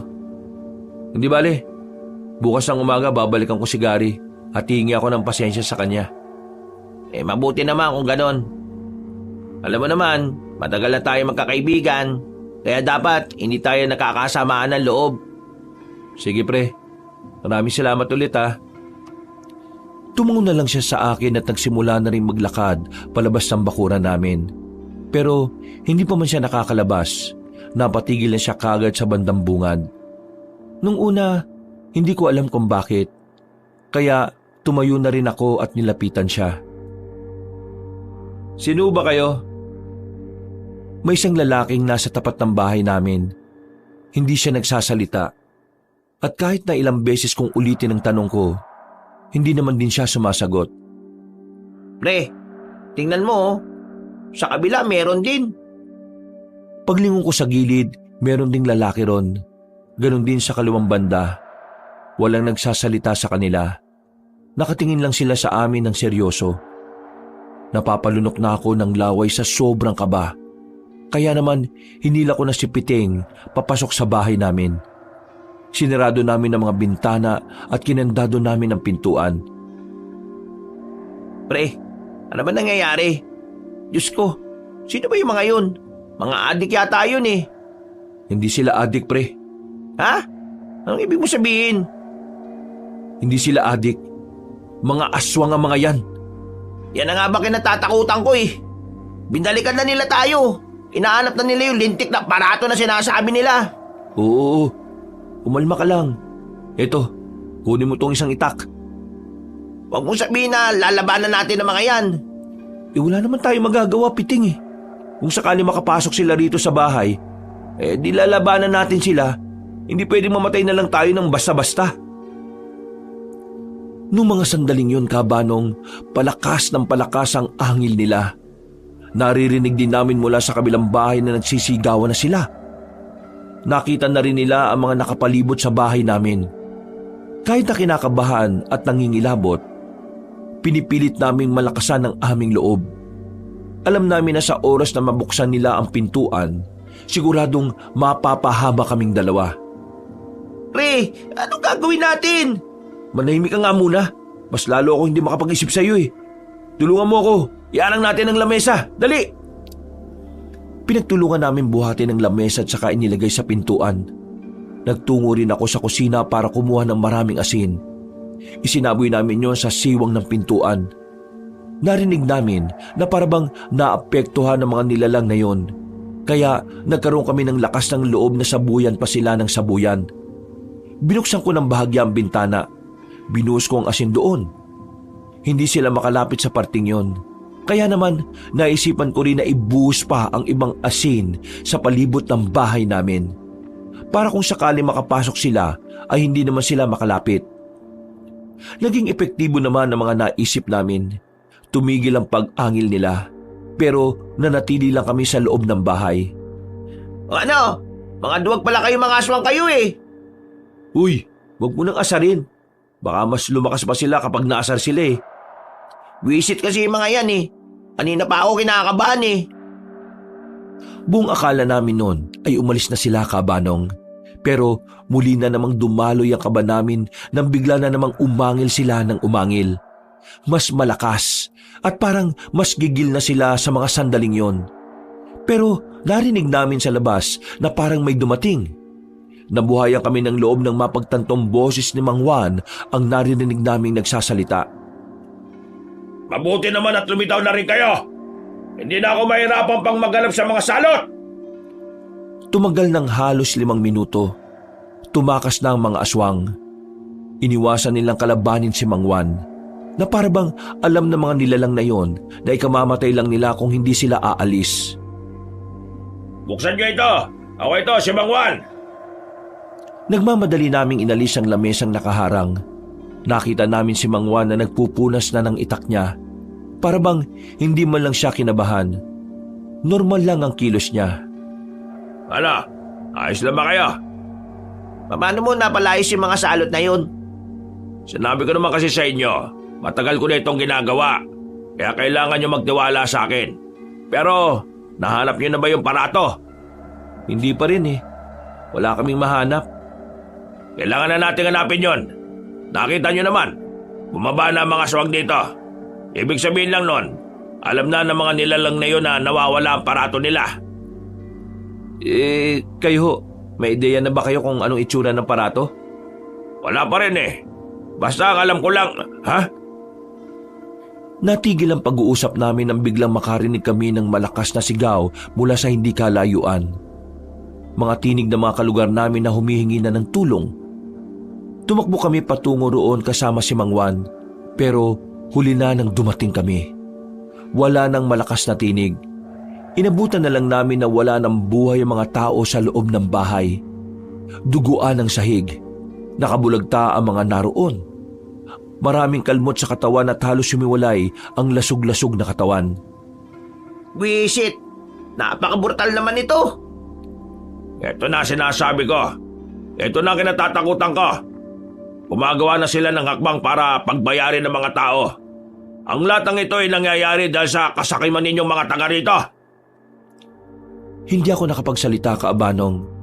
Aminado naman ako na isa ako sa dahilan kung bakit nangyayari ang kaguluhan na yon. Napabuntong hininga na lang ako.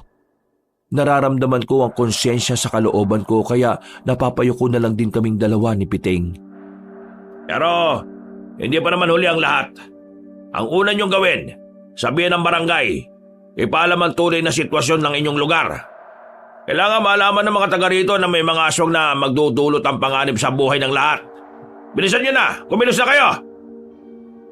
Wala na kaming sinayang na pagkakataon. Tumakbo na kami patungong barangay at saka sinabi ang mga nangyari. Naniwala naman sila na mga aswang ang pumaslang sa mga biktima. Pero bigla nila akong sinisi at ang tatay ko. At dahil doon, maging ang ibang mga taga sa amin ay galit na rin sa amin ni tatay. Pre, tingin ko, kailangan niyo munang umalis dito. Galit sa inyo mga tao eh. Ayaw sinisisi kung bakit nangyari ang lahat ng ito. Ha? Bakit ako? Nakinabang din naman lahat sila dito ah. Kung saan na, hindi sila nakihati. Hindi naman sila babalikan ng mga aswang eh. Oo nga, nandun na tayo. May kasalanan nga rin sila. Kami. Pero pre, ang sinasabi ko, wala kang magagawa ngayon. Kahit ipaliwanag mo sa kanila, hindi kanila pakikinggan dahil galit sila sa'yo. Mapapahamak lang kayo ng tatay mo. Pero wala pa si tatay eh. Hindi ko alam kung anong nangyari sa kanya. Hintayin mo na lang siya sa bahay nyo. Kapag dumating ang tatay mo, saka kayo umalis. Magpalamig muna kayo sa ibang lugar. Masama ang kutob ko, pakiramdam ko, kayo ang pagbubuntanan ng mga tao rito eh. Tinapi ko na lang si Piting sa balikat. Naghiwalay na kami ng landas nang lumiko na kami sa isang kanto. Agad ako umuwi sa amin. Dismayado ako nang mapagtantong wala pa rin ang tatay ko. Hindi ako mapakali. Sobrang nag-aalala ko para sa ama ko. Sinimulan ko na nga rin mag-impake noon. Ay nako, bira naman si tatay oh. Kung kailan nangyayari ang lahat ng ito, saka naman hindi mahanap. Nang sumilip ako ulit sa labas, nakahinga na ako ng maluwag nang makita ang tatay ko na kapapasok lang ng bakuran. Bakas ang taranta sa mukha niya. Rico, ano nangyari? Bakit galit sa akin yung mga taong naroon sa bandang unahan? May inatake ang mga aswang, tay. Isang pamilya. Pinatay ng mga aswang ngayon. Galit sa atin ng mga tao dito sa atin. Tayong sinisisi nila eh. Sinasabi nila na kung hindi natin kinuha yung ginto, wala sanang ginto na paghahati-hatian. Abat, siraulo pala sila eh. Kung hindi sila nakiepal at kumuha ng daladala natin, di sana hindi sila madadamay. Di sana tayo lang ang nasa panganib ng mga buhay ngayon. At hindi na tayo mahirapan pang isipin kung kanino napunta yung aparato. Aparato ba yun? Aparato? Wala na tayong oras, tay. Kailangan na muna nating umalis dito bago pa sila makaisip na pagbayarin tayo. Tama, bakit naman tayo aalis? Wala naman tayo kasalanan, Rica. May kasalanan man tayo o wala, kailangan nating lumayo muna rito, tay. Wala na silang pakikinggan eh. Tayo ang sasaktan nila kasi tayo lang ang kaya nila. Mas uunahin pa nila tayo kaysa sa mga aswang. Mga siraulo. Teka, sandali lang. Bakit na naman? Yung mga ginto ko sa ilalim ng papag. Wag na. Sapat na yung meron tayo. Umalis na tayo. Wala nang nagawa ang tatay ko nang hawakan ko siya sa braso at sapilitan ko siyang hinila palabas ng bakura namin. Baka sa mukha niya ang panghihinayang, pero hindi ko na talaga hinayaang dalhin niya pa ang mga gintong hindi naman talaga sa amin. Pero habang naglalakad kami palabas ng baryo namin, nakita kami ng mga kalugar namin. Alam nilang aalis kami, kaya inalarma na nila ang iba pa naming kabaryo. Buwisit, tay! Takbo na! Birang buhay naman ka, Hawak-hawak ko si tatay sa braso habang tumatakbo kami. Pumasok kami sa eskinita. Madilim ang parting yon kaya doon na muna kami nagtago. Nang malagpasan na kami ng mga tao, lumuwag ng bagya ang paghinga namin, pero hindi pa raw natatapos ang lahat. Mahirapan kami makalabas ng lugar namin dahil nagising ang mga residente. Kasalanan ko to eh. Tay, hindi to ang tamang oras para magsisihan. Tulungan mo na lang ako makapag-isip kung paano tayo makakaalis dito. Halos 10 minuto rin kaming nakatago sa dilim sa parting yon. Pagsilip ko, wala na mga tao. Malayo sila sa amin kaya nilakasan namin ni tatay ang loob. Bilis, tay! Bilis! Teka, sandali lang naman. Matanda kasama mo. Hindi pa kami nakakalayo. Natanong na namin ang isa pang grupo ng mga residente. May dala silang mga sulo. Hindi ko alam kung kami ba ang tutugisin nila o ang mga aswang. Pero kahit na hindi naman nila kami nakikita, gumilid kami ulit ni tatay. Mukhang mahihirapan tayo, tay. Kasi ang tanda ko na, mabagal akong kumilos. Kung ikaw na lang kaya mauna, anak. Ha? Hindi ko kayo iiwan, no? Bakit ko kayo iiwanan? Hindi pwede. Matanda na nga ako. Magiging pabigat lang ako sa magtakas mo. Wala akong pakialam kung magiging pabigat ka. Isasama kita kahit dalawa pa tayo mapahamak dito. Talagang hindi mo ako kayang iwan eh, no? Paano na lang kung mawala na ako? Paano ka na? Tay, matatanggap ko naman na kailangan kong mabuhay mag-isa balang araw. Pero hindi ko matatanggap kung mamamatay ka sa kamay ng mga kalugar natin. Mas lalo na sa kamay ng mga aswang. Kaya isasama kita kahit saan. Kung sa bagay, hindi mo nga ako iniwan kahit na wala akong shot at hindi pa ako nakakapaghugas ng puwet eh.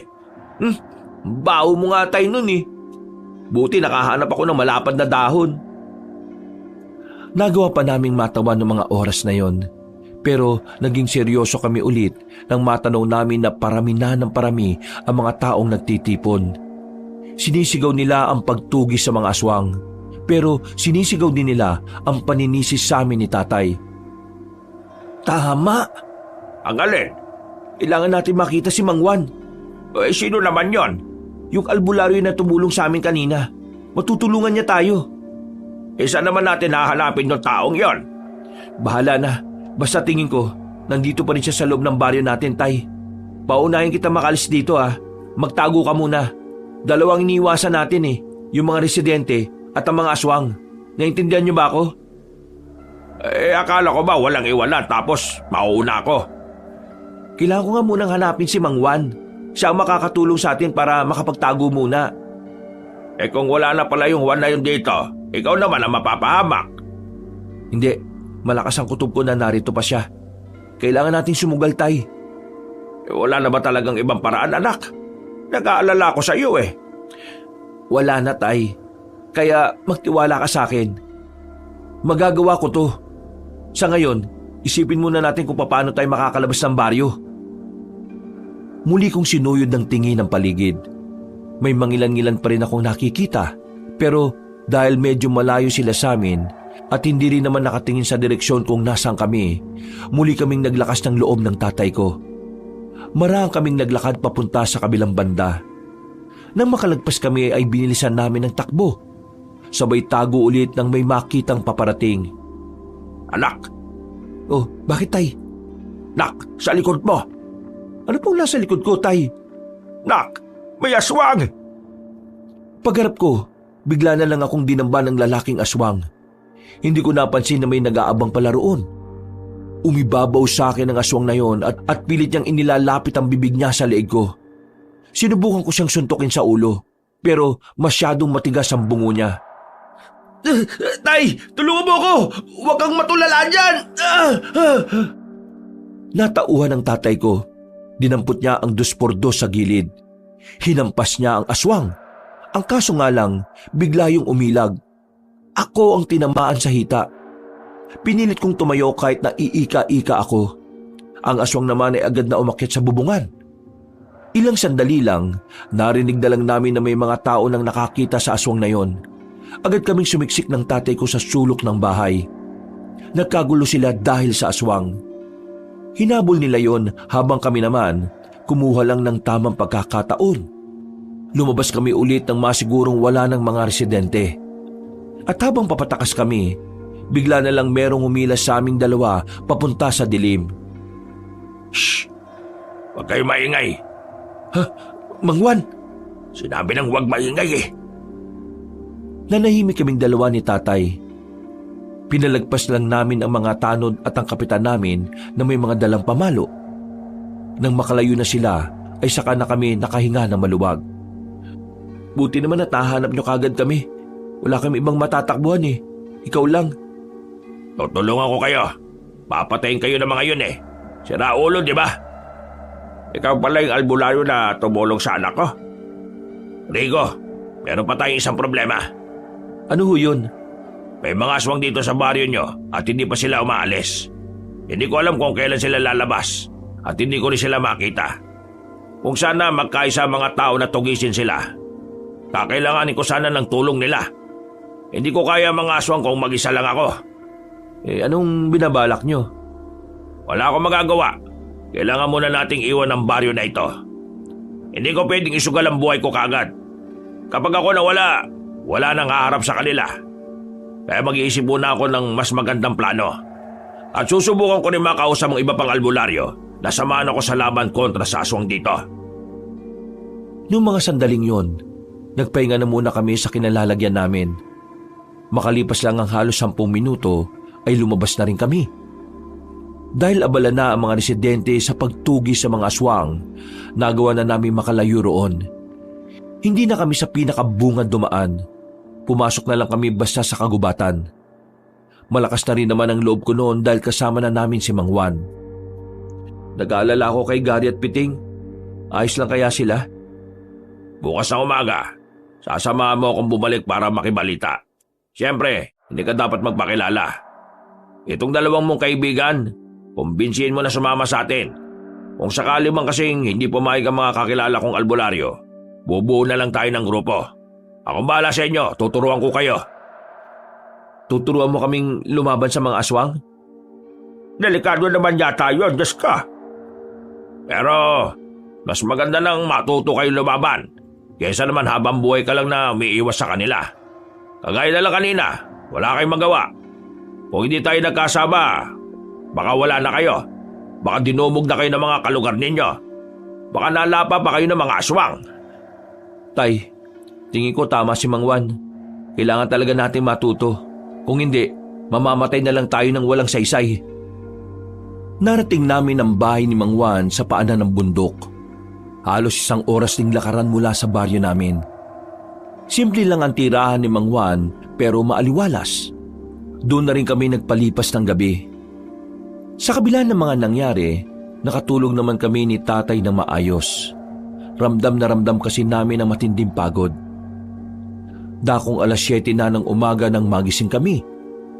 Paglabas namin ng bahay ay nakapaganda na pala si Mang Juan ng pang-almusal namin. Okay na. Maya-maya alis na rin tayo, Rico. Ay, siya nga pala. Kanina madaling araw, nakausap ko na yung mga kapwa ko albularyo. Medyo marami-rami ang pumayag na sumama sa atin. Kaya mamayang gabi, babalikan tayo sa baryo ninyo para magbantay. Sa ngayon, kukuha na muna tayo ng update doon. Hindi ba ako pwedeng sumama dyan? Pasensya na pre, pero hindi. Mas mainam ka nang narito ka lang. Kami nang bahala ng anak mo. Huwag ka mag-alala. Hindi naman mapapahamak itong si Rico At saka, nawalan na ako ng oras na turuan kayo makipaglaban. Kailangan na natin magmadali. Si Rico ang isasama ko dahil mas mabilis siya. Kahit hindi ko maturuan ngayon, sapat na ang bilis niya para makasabay. Tumango na lang si tatay. Pero baka sa mukha niya na gustong-gusto niyang sumama. Matapos namin kumain, iniwan na rin namin si tatay roon. Nagsuot lang ako ng itim na sombrero at jacket na may panabong sa ulo. Hindi nagtagal, narating na rin namin ang baryo namin. Sa bungad pa lang, kinakabahan ako. Lalo na nang marinig ko mga nag-iiyakan. Nadaanan namin ang mga bangkay ng biktima ng mga aswang. Hindi lang pala yung pamilyang nakita namin ang biniktima ng mga nilalang na yon, kundi mas marami pa. Huwag ka magpapalata. Kalma. Kumilos ka lang ng normal. Kapag nakilala ka nila, siguradong todas ka. Nakikita mo naman kung paano sila maging emosyonal. Nakayuko lang ako habang naglalakad kami.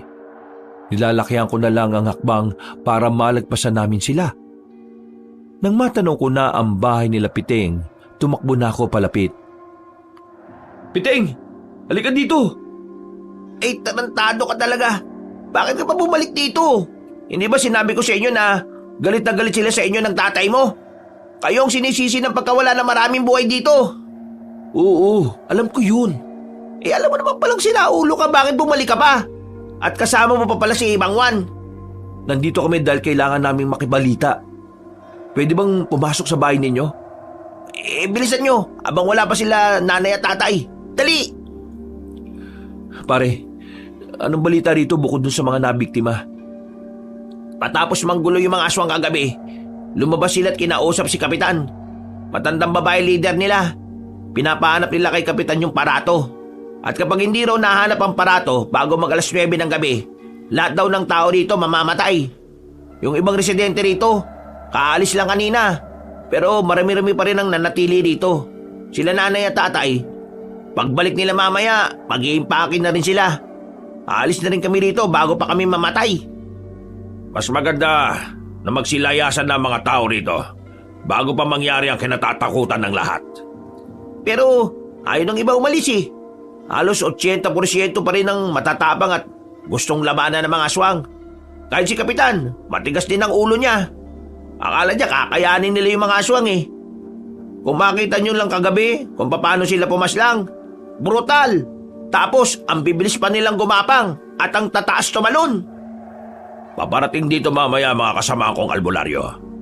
Tutulong sila sa mga tao rito. Pero kailangan ko pa rin ng koordinasyon ng mga tao rito. Kung hindi sila makikinig sa akin, siguradong walang mangyayari. Mamamatay tayong lahat. Kailangan natin ng matalinong taktika. Kailangan ko sila makausap. Anong plano niyo, Mang Juan? Dito ka lang, Rico. Piting, itago mo muna siya rito. Kakausapin ko lang si Kapitan. Umalis si Mang Juan. Naiwan ako roong nilalamon pa rin ng kaba. Para akong kriminal na nagtatago kahit na wala naman talaga akong kasalanan. Inabutan ako ni Piting ng kape. Pero sa halip na kumalma, mas lalo lang akong ninerbiyos. Si Gary pre, kumusta? Ayos lang ba siya? Ayos lang ba yung pamilya niya? Oo, ayos lang naman. Duman ako kanina dun eh.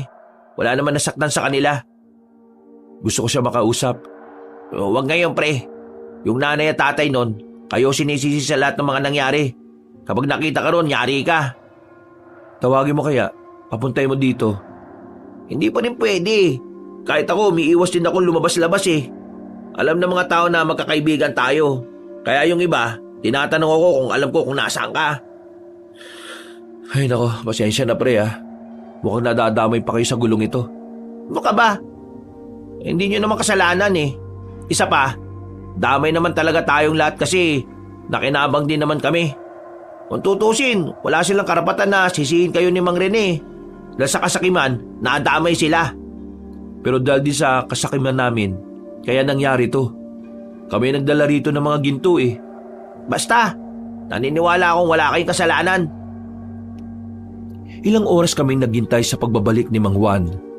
Nalaman na lang ni Piting na hirap na pala si Mang Juan na pakiusapan ng mga tao. Hindi siya pinakikinggan dahil hindi naman siya taga roon. Sa kakahintay, nakaidlip na ako at nagising lang ako nang kalabitin ako ni Piting. Huy, langiya. Bakit ngayon mo lang ako ginising? Sabi ni Mang Juan, hayaan lang kita matulog kanina eh. Teka, ibig sabihin inabutan ako dito ng magulang mo? Huwag ka mag-alala. Hindi ka naman nila nilaglag. Naniniwala pa rin sila na wala kayong kasalanan ni Mang Rene. Si Mang Juan nasaan? Maya-maya babalik na rin yon. Hindi pa siya tapos eh. May mangilan-ngilan na siyang nakumbinsi pero kakaunti pa rin. Ay ako, wala akong magawa. Dapat kasama niya ako eh. Huwag ka na nga makulit. May progreso yung ginagawa niya. Huwag mong sirain.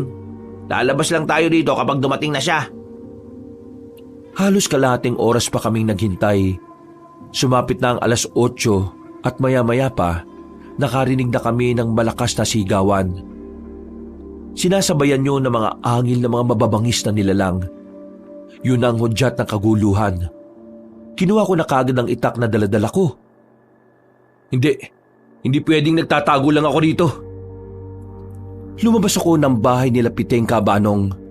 Wala na akong pakialam kung makita ako ng mga kalugar namin.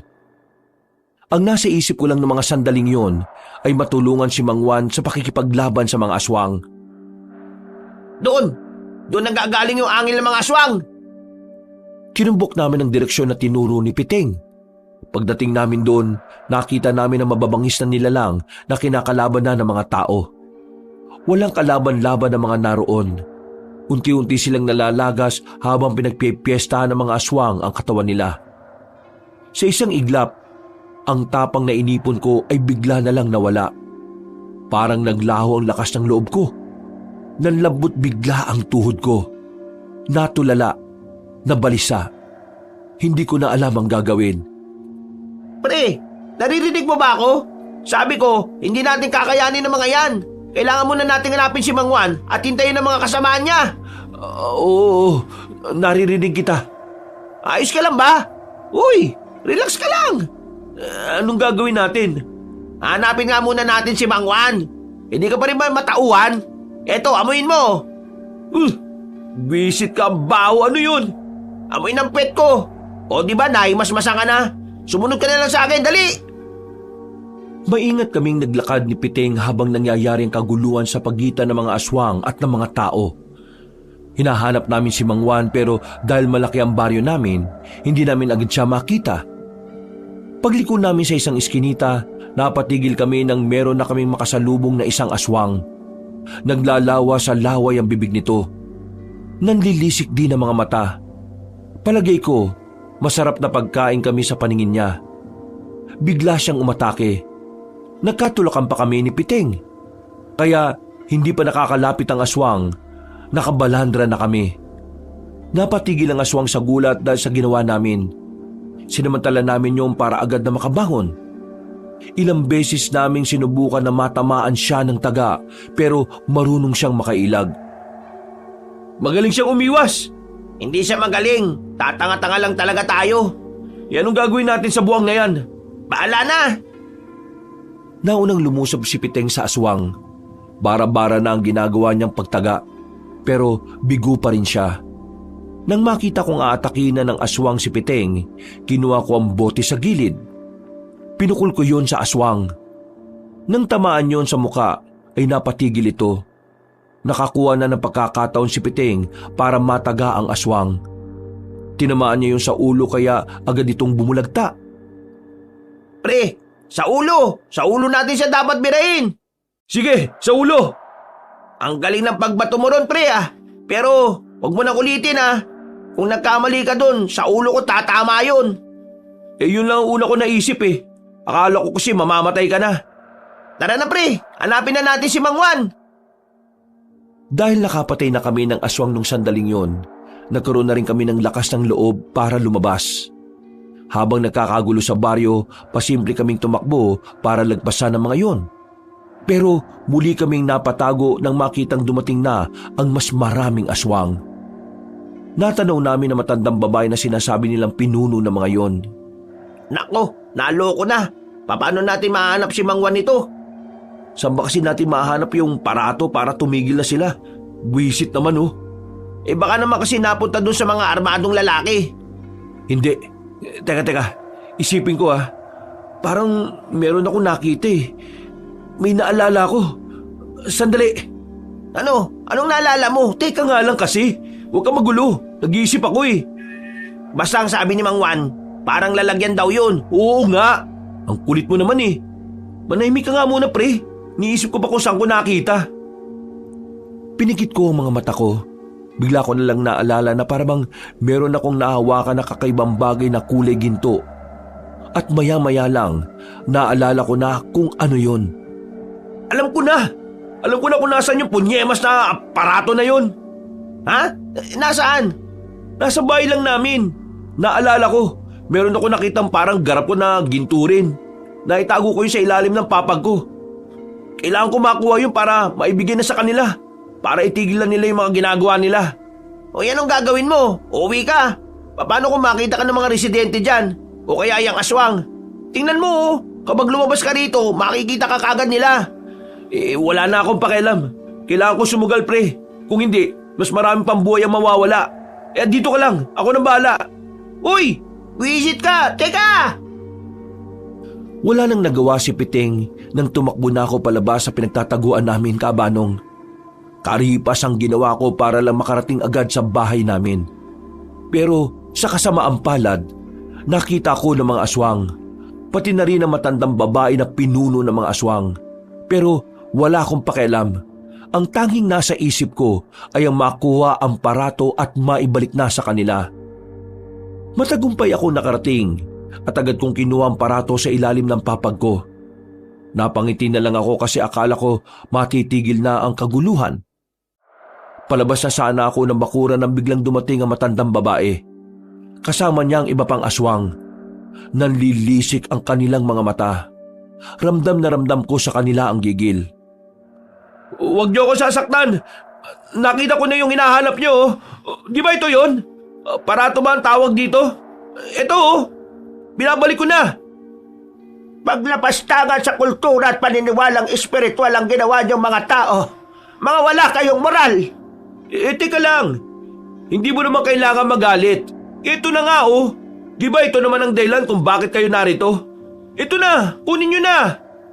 Kahit ibalik mo ang parato, hindi nyo na may babalik ang sinira nyong dangal na mga namayapa naming mahal sa buhay. Niyurakan ninyo ang kanilang mga kaluluwa. Ninakawan, pinagsamantalahan at sinaktan nyo pa ang nagbabantay sa kanilang mga kaluluwa. Walang kapatawaran ang ginawa nyo. Tunay nga na mga tao ay tunay na mga demonyo. Teka, sandali. Hindi naman kami ang nagnakaw talaga eh. Nakuha lang naman namin yung mga kayamanan doon sa leader ng mga armado. Paano mo nasabi na hindi nyo ninakaw? Buong baryo nyo ang nakinabang. Hindi lang ito tungkol sa parato at sa mga kayamanan na kinuha nyo. Tungkol na ito sa pambabastos nyo sa aming lahi. Kaya humanda kayo ngayong gabi. Lalong-lalo ka na nagtago ng parato na yan. Pipira-pirasuhin ka namin. Mga kasama, paslangin nyo ang binatang yan! Nanigas na lang ako sa kinatatayuan ko nang makita kong palapit na sila sa akin. Para akong nilagnat sa sobrang takot. Buong akala ko kasi ay magiging maayos na rin ang lahat. Pero nagkamali ako. Napagilid ako nang makita kong may mga palasong tumarak sa mga aswang na nasa harapan ko. Kasunod noon ay nagpulasan na rin silang lahat. Pati ang matandang babae naghanap na rin ng mapagtataguan. Habang ako naman ay sumiksik lang sa gilid ng pintuan namin. Rico, ayos ka lang? Mang Juan? Wala nang silbi ang parato na yan. Gusto na talaga nilang burahin ng mga tao rito. Kaya lalabanan natin sila. Mga kasama, habulin niyo ang mga aswang! Umalis na sila, Mang Juan. Ako naman ay naiwan pa rin sa kinauupuan ko at habol-habol pa rin ang hininga. Nanlalambot pa rin ang tuhod ko ng mga sandaling yun. Ramdam na ramdam ko pa rin ang takot. Pumasok ako sa bahay. Hindi ko makalma ang kalooban ko kaya naisipan kong uminom na lang ng tubig. Pero laking gulat ko nang makita ko na ang matandang aswang sa loob. Hinintay lang pala niyang makaalis si Mang Juan. Ha? Paano ka nakapunta dito? Akala mo ba'y hahayaan kitang mabuhay? Ikaw ang dahilan kung bakit may gulo. Ikaw ang may pasimuno ng lahat. Hindi totoo yan. Kung ano man ang mga narinig mo sa mga tao dito, mali yun. Wala akong tiwala sa mga tao. Kaya wala akong pakikinggan sa sasabihin mo. Humanda ka. Ako mismo ang lalapas sa... Sandali lang! Nagulat na lamang ako nang biglang lumabas si tatay mula sa kusina. Bitbit niya ang isang tabo ng asin. Sinaboy niya yon sa matandang aswang at dahil sa ginawa ng tatay ko, halos mangisay-ngisay ang aswang na yon. Parang napapaso ang balat ito base sa nakikita namin ni tatay. Walang yakang aswang ka! Wala kang karapatang pagbantaan ng buhay ng anak ko! Buong akala namin ay mamamatay na sa asin ng matandang aswang. Pero makalipas lang ang halos 2 minuto, nakarecover siya kahit nalapnos ang balat niya. Talagang ginagalit niya ako. Anong akala niyo sa akin? Mahina? Mamamatay lang sa asin? Mga hibang! Kinuha ko na ang itak sa gilid. Kahit na alam kong hindi ko kakayanin ng aswang na yon, humarang pa rin ako kay tatay para akong humarap. Tay, ako naman ang bahala sa inyo. Nagsimulang gumapang ang aswang at lumundag palapit sa amin. Pero laking gulat namin nang bigla namang lumitaw si Mang Juan sa pintuan. Tinaga niya ang matandang aswang sa binti. Nang mapadapa yun, hindi na nagdalawang isip si Mang Juan na tadtarin ng taga. Pero nagawa pang makadistansya na matanda. Dumaan yun sa bintana. Tatakas pa sana matandang aswang pero hinabol ito ni Mang Juan. Merong kinuha si Mang Juan na kulay pilak na kutsilyo. Itinarak niya yun sa katawan ng matandang babae at ilang sandali lang, tuluyan ng nalagutan ng hininga ang aswang. Rico, bantayan mo ang tatay mo. Aasikasuin lang namin yung mga natitira. Wala na itong pinuno. Madali na lang yung mga yon. Umalis si Mang Juan, pero kaming dalawa ng tatay ay nasa bahay lang. Natatanaw pa namin ang bangkay na matandang aswang na nakadapa sa lupa. Kahit na alam namin patay yun, hindi pa rin namin magawang maging kampante. Makalipas ang halos 1 oras, tuluyan na ring nawala ang mga angil ng aswang sa baryo namin. Isang senyales na ang mababangis na nilalang ay natalo na rin ang mga kasama ni Mang Juan. Tay, ligtas na tayo. Wala na kayong dapat ipag-alala. Wala na ba mga aswang? Wala na. Nang masiguro nila Mang Juan na napulbos na nila ang mga nilalang na yon, binalikan na rin nila kami. Kasama na rin nila si Piteng. Kinaumagahan, nangangamoy sunog sa baryo. Sabay-sabay kasing sinilaban ng katawan ng mga aswang. Ang mga residente naman, hindi pa rin nila kami napapatawad. Kami pa rin talaga ang sinisisi nila. Kahit na anong paliwanag namin sa kanila, ay galit pa rin sila sa amin. Ang maganda nga lang sa nangyari, hindi na sila marahas. Kaya naman, para makapamuhay kami ng tahimik ng tatay ko, naisipan na lang naming manirahan sa bayan. Sigurado na ba kayo? Hindi na talaga magbabago ang isipan nyo? Alam nyo naman, hindi na kami matanggap ng mga tao rito. Kaya mas maganda na rin siguro kung lalayo na lang kami.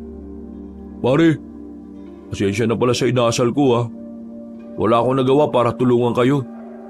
Inuna ko pang maglaklak. Habang tulog ako, marami na palang napapahamak. Pare, wala kang kasalanan. Kami nga ni Piting na mulat, wala rin naman kaming nagawa eh.